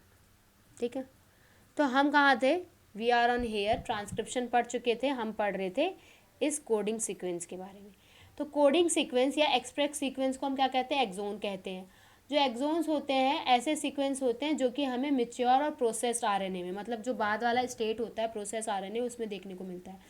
इन एक्सॉन्स के बीच बीच में क्या प्रेजेंट होते हैं, exons are interrupted by introns. Introns इनके बीच बीच में प्रेजेंट होते हैं। ये जो इंट्रॉन्स होते हैं दैट आर इंटरविनिंग सीक्वेंस, ऐसे सीक्वेंस होते हैं जो इंटरविन करते हैं, फालतू में प्रेजेंट होते हैं, जो कि हमें मैच्योर और प्रोसेस आरएनए में देखने को नहीं मिलते। ये जो स्प्लिट जीन का अरेंजमेंट होता है, ये जो हमारी डेफिनेशन है जीन की in the term of DNA segment, इसको और ज़्यादा कॉम्प्लिकेट कर देता है। इनहेरिटेंस ऑफ करेक्टर की बात करें, that are affected by promoter and regulatory sequence of a structural gene. तो स्ट्रक्चरल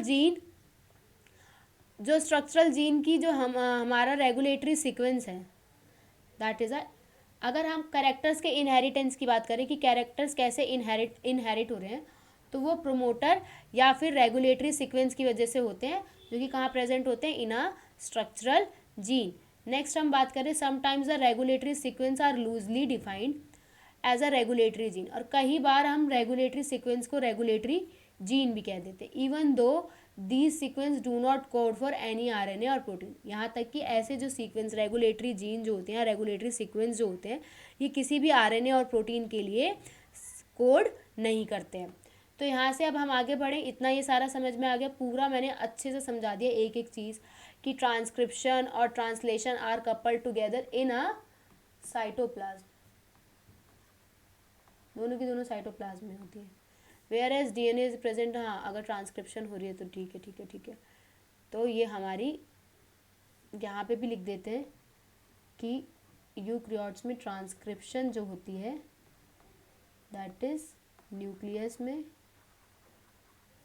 ये तो मैंने इतने अच्छे से समझाया है ना, अगर आप लोगों ने एक बार भी अच्छे से पढ़ लिया ना, आप लोगों को हमेशा याद रहने वाला है। Translation is in cytoplasm. ठीक है, नेक्स्ट हम आगे बढ़ते हैं। अगर हम आरएनए के टाइप की बात करें और ट्रांसक्रिप्शन का प्रोसेस देखें, तो बैक्टीरिया के अंदर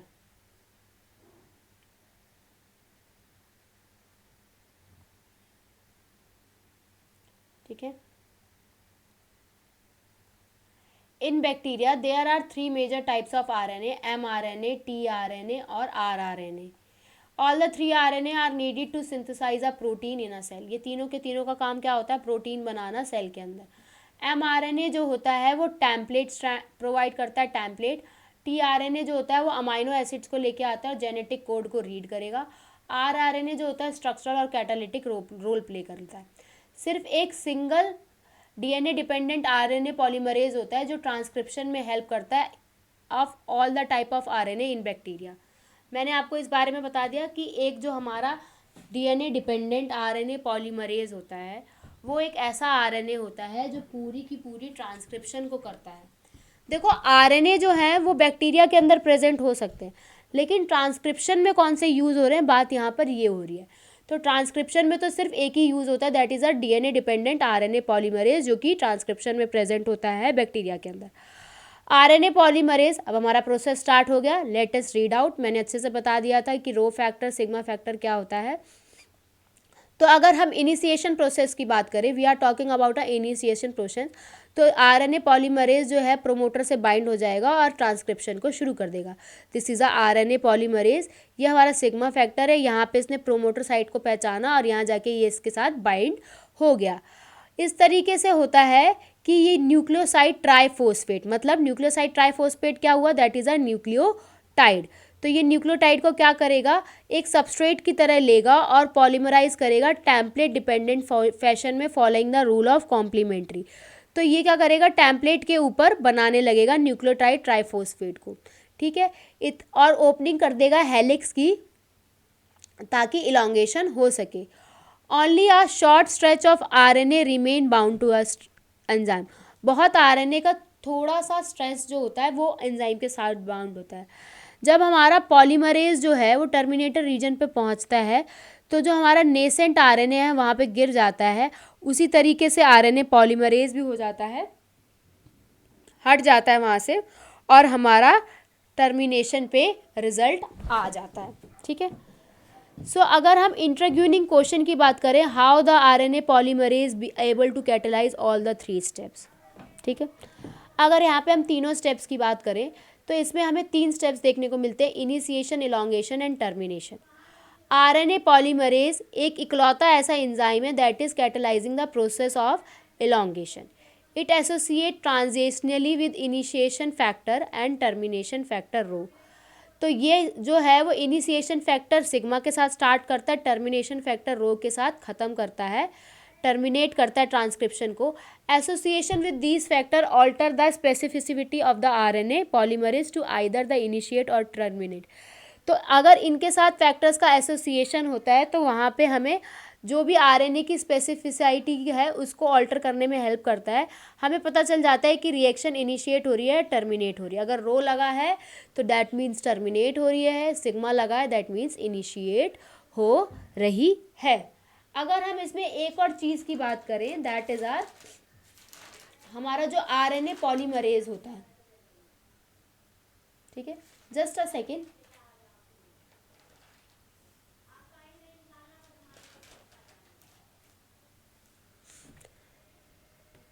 अगर यहाँ पे एक चीज़ और देखें तो हमने रेप्लिकेशन में क्या पढ़ा था,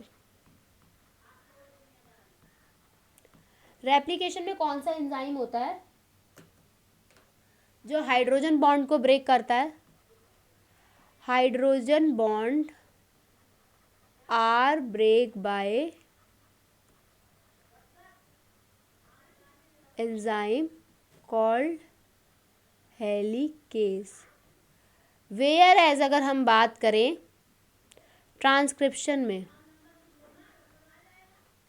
हाइड्रोजन बॉन्ड तो ब्रेक हो गई ना, तभी उसके ऊपर बनेगा, क्योंकि वो तो कॉम्प्लीमेंट्री बेस पेयरिंग होती है डीएनए स्ट्रैंड के ऊपर। तो ट्रांसक्रिप्शन में कौन करता है, that is a RNA polymerase.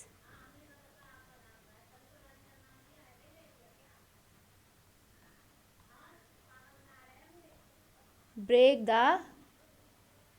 Hydrogen bond, ठीक है, ये चीज़ याद रखना। नेक्स्ट हम आगे मूव करते हैं। अगर हम बैक्टीरिया की बात करें, मतलब प्रोकैरियोट्स की, तो एमआरएनए है वो किसी भी प्रोसेस को रिक्वायर नहीं करता अपने आप को एक्टिव करने के लिए। मैंने बता दिया था प्रोकैरियोट्स में वो डायरेक्ट एमआरएनए में कन्वर्ट हो जाता है, ठीक है।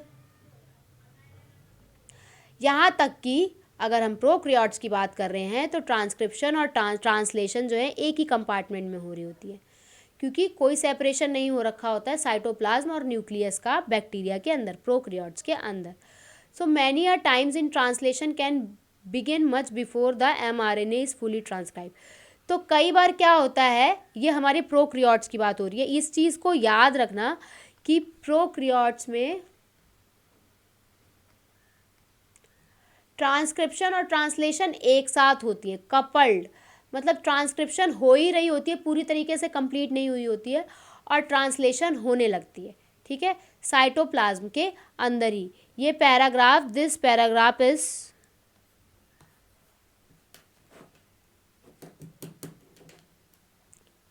This whole paragraph is about a prokaryote, क्योंकि इनके बीच में कोई सेपरेशन नहीं हो रखा होता साइटोप्लाज्म और न्यूक्लियस के बीच में, इस वजह से ऐसा हो रहा होता है। तो बहुत बार क्या होता है, बहुत बार देखो लिखा हुआ है मैनी अ टाइम्स, कई बार ऐसा होता है कि ट्रांसलेशन जो है वो करना शुरू कर देती है जबकि mRNA पूरी तरीके से बना भी नहीं होता। कॉन्सिक्वेंटली यहाँ से हम ये कह सकते हैं कि ट्रांसक्रिप्शन और translation are coupled in bacteria, हाँ कह सकते हैं। This is all about prokaryote. Let's comes to eukaryote. अगर हम यूकैरियोट की बात करें तो RNA there are at least 3 different, तो यहाँ पे हमें न्यूक्लियस के अंदर 3 अलग अलग RNA पॉलीमरेज देखने को मिलते हैं RNA पॉलीमरेज के अलावा, ठीक है, और RNA देखने को मिलते हैं RNA पॉलीमरेज के अलावा। तो यहाँ पे हमें क्या पता, there is a clear cut division of layer, यहाँ पे सबका अपना अपना काम बटा हुआ है। RNA पॉलीमरेज 1 होता है, एक दूसरा हमारा RNA पॉलीमरेज 3 होता है, third one is a RNA polymerase 2। तो इसमें कौन कौन से एंजाइम प्रेजेंट होते हैं, लेट अस चेक आउट। अगर हम RNA पॉलीमरेज 1 की बात करें तो वो ऐसे rRNA होते हैं जो कि 28S, 18S और 5' देते हैं। वेयर एज जो हमारा RNA पॉलीमरेज 3 होता है वो ट्रांसक्रिप्शन कराता है ट्रांसफ़र RNA का, 5SR RNA का और SN RNA का, that is a small nuclear RNA। Where as हमारा RNA पॉलीमरेज 2 जो होता है वो क्या होता है, वो हमें हाइड्रोजीनस न्यूक्लियर RNA देता है, दैट इज़ अ HNRNA, जिसका काम होता है प्रिकर्सर ऑफ mRNA। तो ये आ गई हमारे पास पहली कॉम्प्लेक्सिसिटी जो कि हमें कहाँ देखने को मिलती है, which we have to seen in a eukaryotes. Second complexity ये है कि जो हमारा प्राइमरी ट्रांसक्रिप्ट होता है, क्या होता है primary transcript, what do you mean by a primary, जो हमारा सबसे पहले ट्रांसक्रिप्ट होके बनता है, ठीक है, तो क्या बनता है हमारा DNA से किस में कन्वर्ट हो जाता है, दैट इज़ अ HNRNA, ठीक है, this is a primary transcript.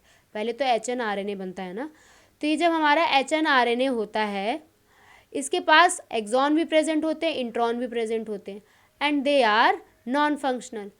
तो हमें क्या करना पड़ता है, स्प्लाइसिंग करनी पड़ती है, क्या करनी पड़ती है, स्प्लाइसिंग, जहाँ पे हमें इंट्रॉन्स को क्या करना पड़ता है, I don't know why there is a problem कि बार बार पेन गायब हो रहा है, see hence it is subjected to process called splicing. और हमें क्या करना पड़ता है, इंट्रॉन्स को रिमूव करना पड़ता है और एक्सॉन को ज्वाइन करना पड़ता है इन अ डिफाइंड ऑर्डर में। तो HNRNA को पहले कैपिंग के अंदर जाना पड़ता है, जहाँ पे क्या होता है, मिथाइल गुआनोसिन करके ट्राइफॉस्फेट करके एक होता है जो कि अटैच हो जाता है HRNA के 5th एंड पे। वेयर एज टेलिंग में हम एडिनाइलेट के रेसिड्यू ऐड कर देते हैं 200 से 300, थर्ड एंड पे लगा देते हैं। इसके बाद जब ये फुली प्रोसेस HNRNA हो जाता है तो इसे हम क्या कहते हैं, नाउ कॉल्ड mRNA। इसी mRNA को हम न्यूक्लियस से लेके चले जाते हैं, बाहर निकाल देते हैं फॉर ट्रांसलेशन प्रोसेस। क्लियर है यहाँ पे, कोई डाउट? देखो यहाँ हो रही है, दिस इज़ अ कैपिंग, ये हमारा that is a 7 methyl guanosine लग रहा है, कैपिंग हो रही है, ये कैपिंग हमारी हो चुकी, ये बीच बीच में हमारे इंट्रॉन्स प्रेजेंट हैं, these are exons, these capping done, ये कैपिंग हो गई। इसके बाद यहाँ पर क्या हो गया, पॉली एडाइलेशन, मतलब 200 से 300 क्या लग गए, न्यूक्लियो एडिनाइलेट या एडिनिक एसिड न्यूक्लियोटाइड लग गए, जिसे हमने पॉली एटेल कहा।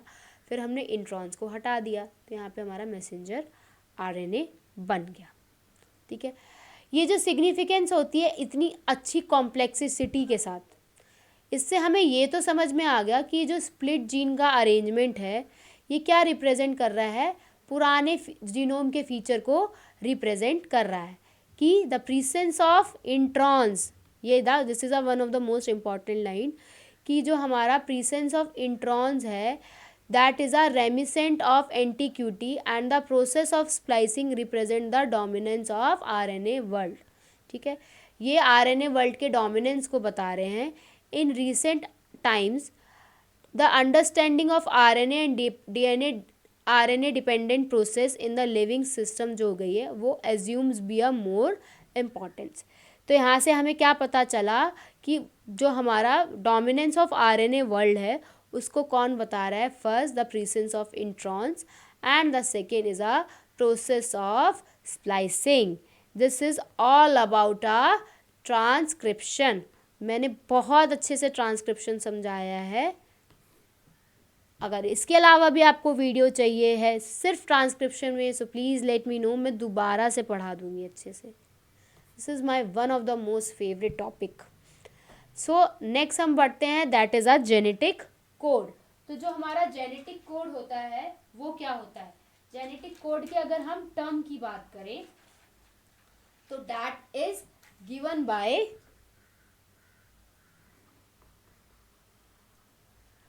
term given by GAMO, whereas this is discovered by, इसे जेनेटिक कोड को डिस्कवर किसने किया था? दैट इज डिस्कवर्ड बाय, कौन थे? That is a Nirenberg and Khorana. ठीक है, तो यहाँ पे हमें क्या पता चला था कि जेनेटिक कोड ट्रिपलेट होते हैं। कैसे? हमारे पास नाइट्रोजिनस बेस की अगर हम बात करें तो कौन कौन से प्रेजेंट होते हैं? That is a adenine, guanine, uracil, thymine. ठीक है, सॉरी जस्ट अ सेकेंड,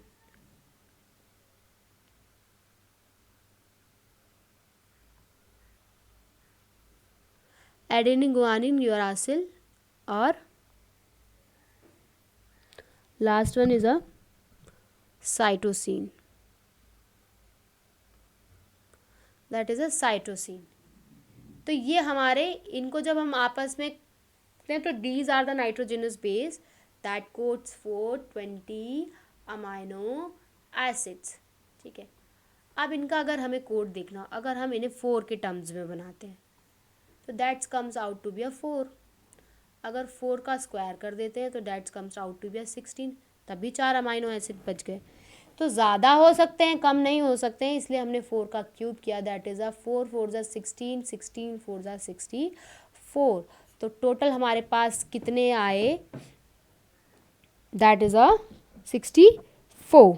ठीक है, तो यहाँ से कोडोन हमारा जेनेटिक कोड क्या निकल के आया? Genetic code comes out to be a triplet. ठीक है, ये तो हो गया जेनेटिक कोड के बारे में। Now the question is this कि ये जो हमारा जेनेटिक कोड होता है, ठीक है, तो ये हमारा all about a genetic code. This is only a introduction part. Let's move further, आगे बढ़े। तो अगर हम रेप्लिकेशन और ट्रांसक्रिप्शन की बात कर रहे हैं, ठीक है, during the replication and transcription, ये पढ़ चुके हैं न्यूक्लिक एसिड के अंदर, जहाँ पे जो होता है वो एक कॉपी करता है अनदर न्यूक्लिक एसिड। ये जो प्रोसेस होते हैं easily to conceptualise on the basis of complementary. तो ये सारे प्रोसेस जो होते हैं इनमें बहुत ज़्यादा ईजी कॉन्सेप्ट है on the basis of complementary के ऊपर, कॉम्प्लीमेंट्री की वजह से बहुत ज़्यादा ईजी बेसिस है। नेक्स्ट अगर हम बात करें, ये जो प्रोसेस होता है ट्रांसलेशन का, इसमें हम जेनेटिक इन्फॉर्मेशन को पॉलीमर ऑफ न्यूक्लियोटाइड से सिंथेसाइज कर देते हैं पॉलीमर ऑफ अमाइनो एसिड्स में। ठीक है, न्यूक्लियोटाइड से किस में कन्वर्ट हो जाती है? Converted into a amino acid. तो neither does any complementary exist between a nucleotide and amino acid nor can any be drawn theoretically. तो यहाँ से हमें क्या पता चला कि कोई भी कॉम्प्लीमेंट्री है जो न्यूक्लियोटाइड्स के बीच में प्रेजेंट नहीं होती, वेयर एज अमाइनो एसिड के बीच में भी प्रेजेंट नहीं होती। तो there existed ample evidences though to support the notion that change in a nucleic acid were responsible for change in a amino acid in protein। तो इसके लिए एक ये नोशन को सपोर्ट करने के लिए कि न्यूक्लिक एसिड जो है उस वो रिस्पॉन्सिबल होता है change in amino acid in a protein, this leads to a proposition of a genetic code. तो इसकी वजह से ये प्रोपोजिशन आया जेनेटिक कोड का, could direct the sequence of amino acid during the protein synthesis। तो प्रोटीन सिंथेसिस के दौरान हम यहाँ पे डायरेक्ट अमाइनो एसिड के लिए सीक्वेंस कर सकते हैं।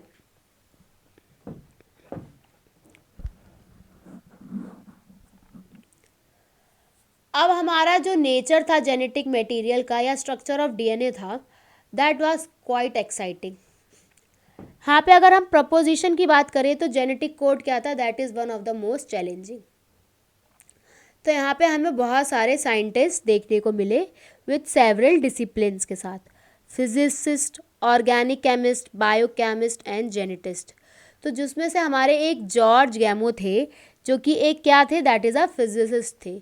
उन्होंने आर्ग्यू किया कि since there are only 4 basis जो कि 20 अमाइनो एसिड के लिए कोड कर सकते हैं, और उन्हीं कोड्स का क्या बना सकते हैं हम, कॉम्बिनेशन ऑफ बेसिस बना सकते हैं। तो he suggested that in order to code for 20 amino acid, अब हमें 20 अमाइनो एसिड्स के लिए ही चाहिए वो 4, तो जो कोड होता है वो 3 न्यूक्लियोटाइड का बन सकता है। ठीक है, this was very a bold proposition because a permutation combination of 4 × 4 × 4 that is comes outs to be a 44, but यहाँ पे 43 लिखा हुआ है। अच्छा, ये 43 नहीं है, this is a 4 cube, this is a 4 cube. ठीक है, क्लियर है? Just a second. हाँ, तो इन्होंने यहाँ पे एक काफ़ी ज़्यादा द कोड बताया, code should be in a 3 nucleotide. This was a very bold proposition because of the permutation combination of a 4 3 cube, that is a 4 × 4, जिसकी वजह से क्या जनरेट हुए, दैट इज़ अ 64 कोडोन।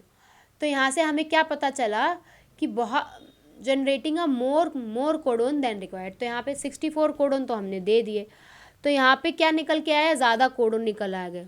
ठीक है, तो इसी वजह से providing a proof that the codon was a triplet was a more daunting task. अब हमें यहाँ पे ये प्रूफ करना था कि कोडोन क्या होते हैं, दैट आर ट्रिपलेट। तो एक केमिकल मेथड था that is developed by Hargobind Khorana, जिन्होंने इंस्ट्रूमेंटल सिंथेसिस करी थी आरएनए मॉलिक्यूल्स की with defined combination of basis, जिसमें उन्होंने होमोपॉलीमर्स को लिया था और कोपॉलीमर को लिया था। वेयर एज मार्शल निर्बंग जो थे, उन्होंने cell free system for protein synthesis करी थी, जो कि जिन्होंने हेल्प किया था कोड को भी टू डेसीफर्ड। इसके अलावा एक हमारे सेवरियो, that is a Savrio-Oka enzyme, that is a polynucleotide phosphorylase, was also help in polymerizing RNA, जिसमें हमें डिफाइंड सीक्वेंस देखने को मिली थी in a template independent manner, that is a enzymatic synthesis of RNA। ठीक है, सो दीज आर 44 कोडोन। ठीक है,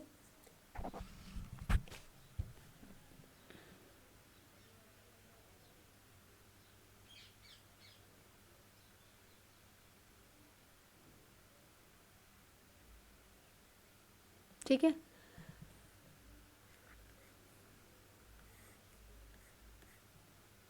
अब ये सारे याद करने हैं कि नहीं करने हैं, क्वेश्चन तो यही है कि इतने सारे याद करने पड़ेंगे। तो मैं कुछ बता देती हूँ जो आपको पता होने चाहिए। ठीक है,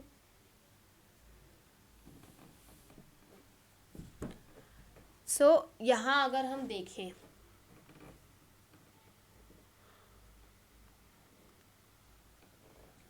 तो हमारा जो होता है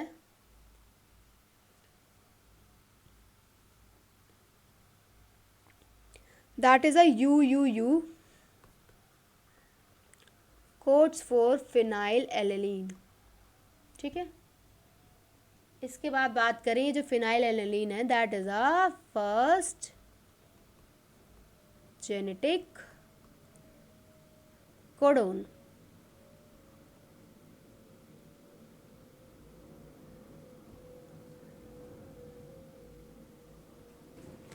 वेयर एज अगर हम ग्लाइसिन की बात करें, we are talking about a glycine, तो ग्लाइसिन के लिए जो है हमारे सिर्फ 4 अमाइनो एसिड्स हैं। ठीक है, सिर्फ ग्लाइसिन के लिए वो कौन कौन से होते हैं, 4 कोडोन है, मतलब ग्लाइसिन जो है that is a amino acid, उसके लिए हमारे 4 कोडोन कौन कौन से हैं, that is a GGU, GGC, GGA and GGG. These are for glycine. ठीक है। नेक्स्ट अगर हम बात करें that is what is a GUG। ठीक है, तो GUG is code for amino acid that is a valine. किसके लिए कोड करता है? That is a valine. ठीक है, अगर हम वेलिन की भी बात कर ही लें, देखो बहुत सारे तो हैं जो सिर्फ 4 के लिए कोड करते हैं। ठीक है, अगर हम स्टार्ट कोडोन की बात करें, if we are talking about a start codon, तो दैट इज़ अ AUG। लेकिन कई बार स्टार्ट कोडोन में हम रेयरली यूज़ करते हैं GUG का, जो कि क्या है? दैट इज़ अ वेनिलीन का है, उसको भी हम यूज़ करते हैं। ठीक है, अब हम यहाँ पे देख लेते हैं एक बार कि हमारे कौन कौन से स्टॉप कोडोन हैं। ठीक है, तो उनको स्टॉप कोडोन क्यों कहते हैं? पहली बात तो ये क्वेश्चन अराइज होता है। स्टॉप कोडोन इसलिए कहते हैं कि वहाँ पे जाके DNA सीक्वेंसिंग रुक जाती है। स्टॉप कोडोन इसलिए भी कहते हैं क्योंकि उनके लिए कोई भी कॉरस्पॉन्डिंग tRNA प्रेजेंट नहीं होता। तो what are these stop codon? These are UAA, UAG. Next comes out to be a, that is a UGA. These are stop codon and nonsense codon. ठीक है, क्लियर है यहाँ तक? पढ़ ले। अब हमारे यहाँ पे जेनेटिक के कुछ कैरेक्टर्स के बारे में लिखा हुआ है। तो these characters to be a, पहला क्या होना चाहिए? ट्रिपलेट होना चाहिए। ठीक है, सेकंड की बात करें, यूनिवर्सल होना चाहिए। ठीक है, कोई भी ओवरलैपिंग नहीं होनी चाहिए। नेक्स्ट अगर हम बात करें, कॉन्टिन्यूअस होना चाहिए, मतलब कोई भी पंचुएशन का साइन नहीं होना चाहिए, प्लस कॉमा माइनस ये सब नहीं होना चाहिए, फुल स्टॉप। पंचुएशन में वैसे प्लस कॉमा प्लस माइनस नहीं आता है, वो मैंने जस्ट फ्लो में निकल गया। अगर हम डीजेनरेट की बात करें तो एक डीजेनरेट कंडीशन देखने को मिलती है और सेकंड देखने को मिलती है, दैट इज़ अ एम्बिगियस। तो इन स्टेटमेंट के बारे में हम नेक्स्ट पेज में देख लेते हैं। तो ये 60 कोडोन जो होता है that is a triplet. 61 codon होते हैं फॉर अमाइनो एसिड।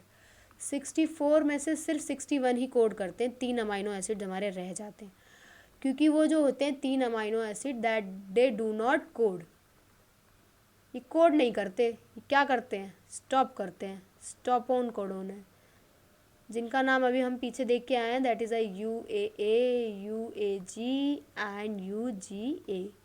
ठीक है, hence they function as a stop codon. बहुत सारे ऐसे अमाइनो एसिड होते हैं जो एक के साथ 2 के लिए कोड करते हैं, जिसे हम डीजेनरेट कंडीशन कहते हैं। एक के साथ किसके लिए कोड करने लगेंगे? 2 के साथ करने लग जाएंगे। ठीक है,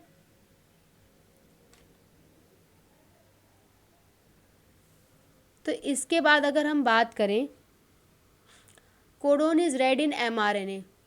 mRNA में जब कोडोन को पढ़ते हैं तो कॉन्टिजियस फैशन में पढ़ना पड़ता है, नो पंचुएशन। कुछ कोडोन जो होते हैं यूनिवर्सल होते हैं। अगर हम बैक्टीरिया टू ह्यूमन की बात करें तो UUU कोड फॉर फिनाइलएलिन। सम ऐसे एक्सेप्शन होते हैं जो कि हमें माइटोकॉन्ड्रियल कोडोन में भी देखने को मिलते हैं एंड सम प्रोटोजोन में। AUG का जो काम होता है वो 2 तरीके का होता है।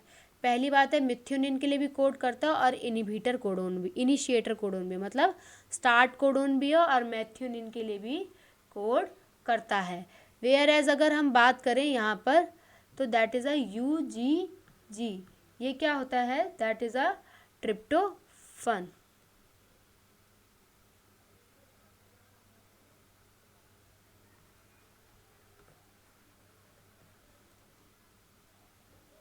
ठीक है, अगर हम यहाँ पे बात करें UAG की तो इन्हें हम स्टॉप और टर्मिनेटर कोडोन भी बोलते हैं। ठीक है, यहाँ तक जितने मैंने कोडोन बताए वो भी पता चल गया, उनको याद कर लेना, कोई मैंने बहुत ज़्यादा डिफिकल्ट कोडोन नहीं बनाया, बता दिया। ठीक है, और एक मैंने एक टर्म रह गई, दैट इज़ अ, जिसे हम नॉन एम्बिगियस कहते हैं। वो क्या होती है? That is a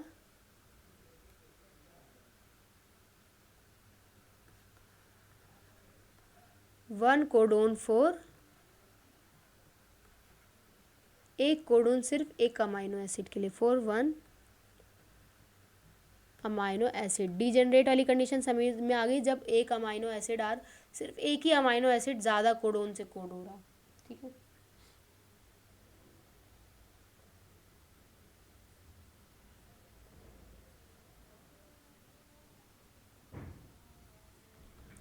so this is all about a genetic code.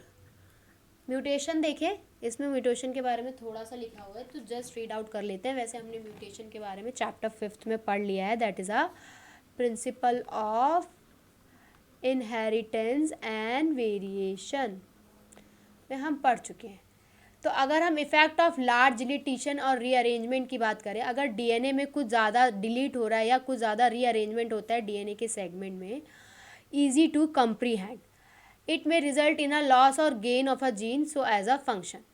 तो अगर रिजल्ट में लॉस आ रहा है या जीन के गेन में लॉस आ रहा है या गेन आ रहा है, सो एज अ फंक्शन में भी आएगा। ये जो इफेक्ट ऑफ पॉइंट म्यूटेशन है विल बी एक्सप्लेन्ड हेयर। अगर क्लासिकल एग्जाम्पल की बात करें पॉइंट म्यूटेशन की, तो it is a change in a single base pair in the gene, जिसमें हम बीटा ग्लोबिन चेन में चेंज देखने को मिलता है, जो कि चेंज कर देता है अमाइनो एसिड के रेसिड्यू को, that is a glutamate to valine, जिसकी वजह से रिजल्ट हो जाता है disease like called sickle cell anaemia.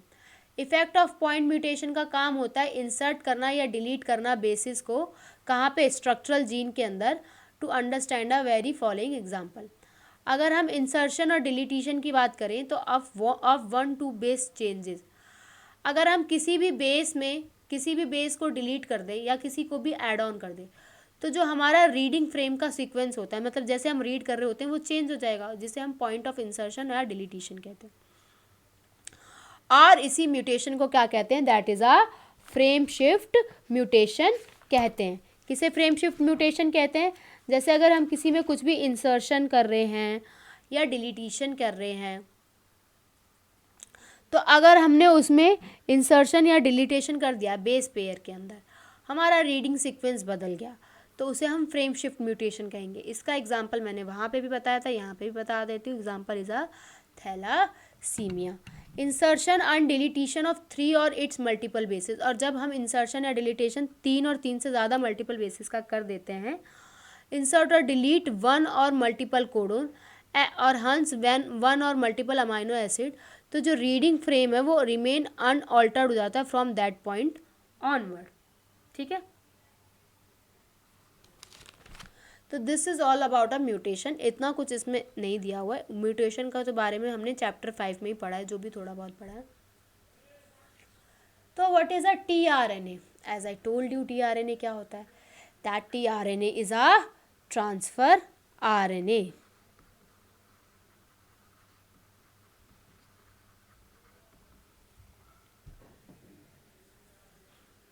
ठीक है।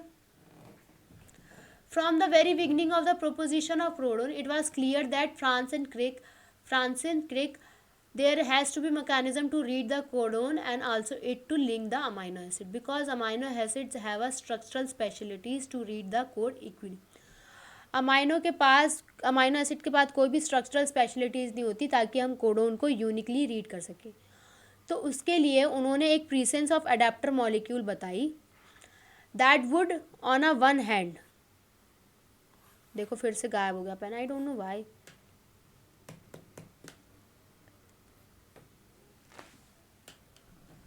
Just a second.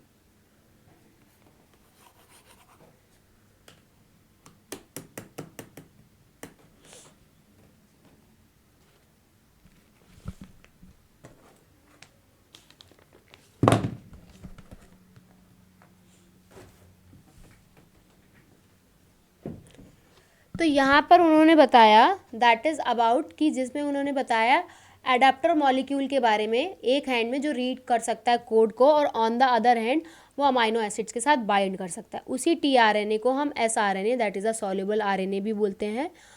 Before genetic code was postulate, जब तक जेनेटिक कोड नहीं आया था, तो इसका जो रोल है वो एडाप्टर मॉलिक्यूल की तरह है।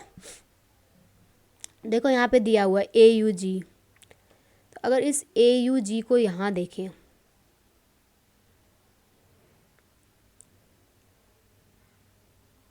दैट इज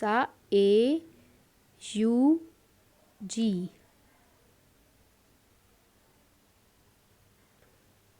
एंटीकोडोन क्या है? That is UCA.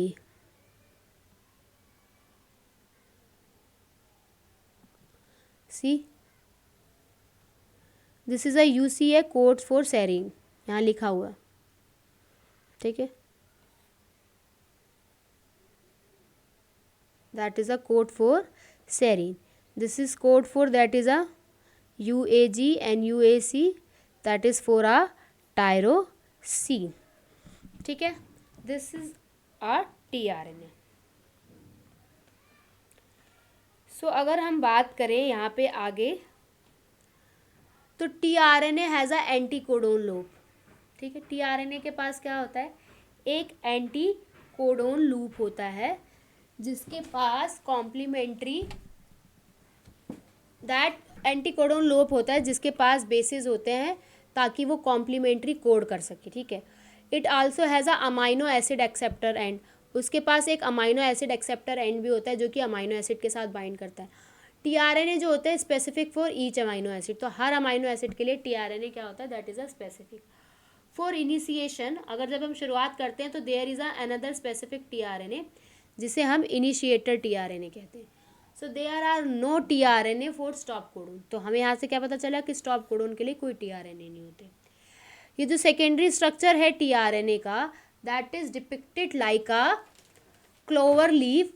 जबकि ये जो सेकेंड स्ट्रक्चर है जो tRNA का, ये कैसा दिखता है? क्लोवर लीफ की तरह चलता है, लॉन्ग की लीफ की तरह. बल्कि जबकि इसका एक्चुअल स्ट्रक्चर जो है that is a compact molecule which is look like a inverted L. तो यहाँ पे हमें दो स्ट्रक्चर पता चले. दैट पहला जो था that is a clover leaf and second one is a actual structure जिसपे कॉम्पैक्ट मॉलिक्यूल होता है, लुक्स लाइक अ इन्वर्टेड एल. ठीक है यहाँ तक. तो अगर हम tRNA के बारे में देखें, so just a 1 second, I have to tell you one thing. इसका हम tRNA का डायग्राम देख लेते हैं.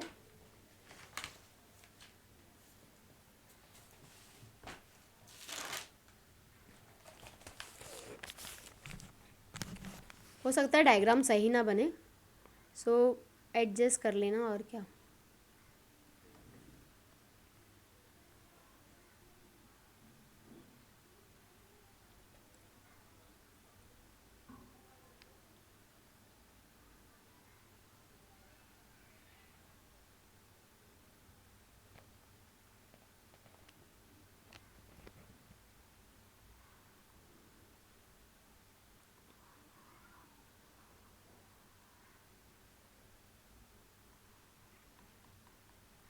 This is a anticodon loop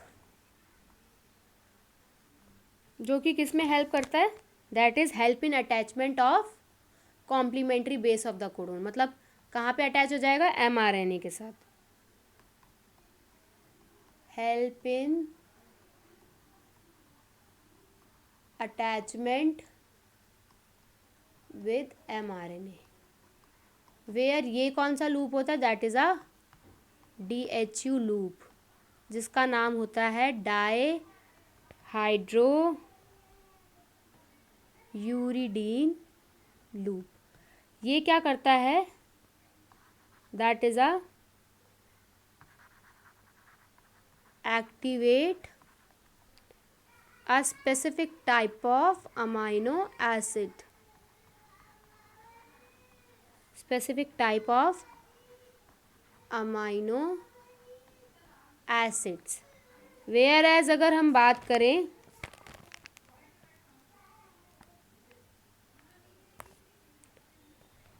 ठीक है, यहाँ पर एक साइट प्रेजेंट होती है that is a A site. ये किसके लिए होती है? साइट फॉर अटैचमेंट ऑफ दूसरा, मतलब कॉरस्पॉन्डिंग tRNA. दूसरा tRNA आ सकता है, tRNA. Where this is a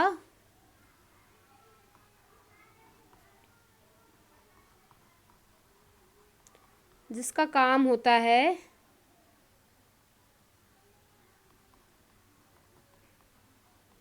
help in attachment, जिसका ये इसका काम करता है, अटैचमेंट करता है किसकी, tRNA की, किसके साथ, that is a larger subunit of ribosome के साथ। This is all about a clover leaf model. ठीक है,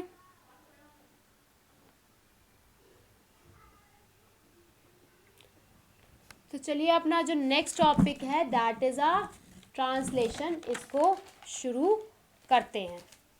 let's begin our new topic is a translation. तो this is a translation topic. I think there is a some problem और the glitch here. मैं next video जो है that is a part 4। I am really sorry, मेरे को सारा ये एक ही में कवर करना था, लेकिन चैप्टर काफ़ी लेंदी होता जा रहा है और मैं अच्छे से बता रही हूँ, इस चक्कर में पार्ट 4 बन रहा है। और ये वीडियो जो है ट्रांसक्रिप्शन के मैं तुरंत बाद अपलोड कर दूँगी, इसमें कोई भी डिले नहीं होगा क्योंकि मैं साथ के साथ कंटिन्यू कर रही हूँ। बट यहाँ पे मैं ट्रांसलेशन का जो टॉपिक है उसको रोक रही हूँ। नेक्स्ट वीडियो जो है that is a translation human genome project, lac operon, और that is the last topic DNA fingerprinting. चारों को वाइंड अप कर दूंगी। आई एम रियली सॉरी, इसका पार्ट 4 बन रहा है। उसके पीछे कोई भी रीज़न नहीं है, ऑलरेडी 2 घंटे की वीडियो ट्रांसलेशन पे बन चुकी है, मैंने एक एक चीज़ अच्छे से समझा दी है। So here I am going to ending my video. Part 3 मेरा यहीं एंड हो रहा है और पार्ट 4 जो है वो मैं अभी जस्ट थोड़ी देर में अपलोड कर रही हूँ। दोनों साथ के साथ अपलोड कर दूँगी, एक ही डे पे अपलोड हो जाएंगे। हो सकता है मैं आज इवोल्यूशन भी कंप्लीट करा दूँ, that is up to me, अगर जैसा भी लेक्चर रहता है या जो भी रहता है। I am sorry for the delay and here is my ending video. Thank you so much for your love and support. Stay tuned for the next video.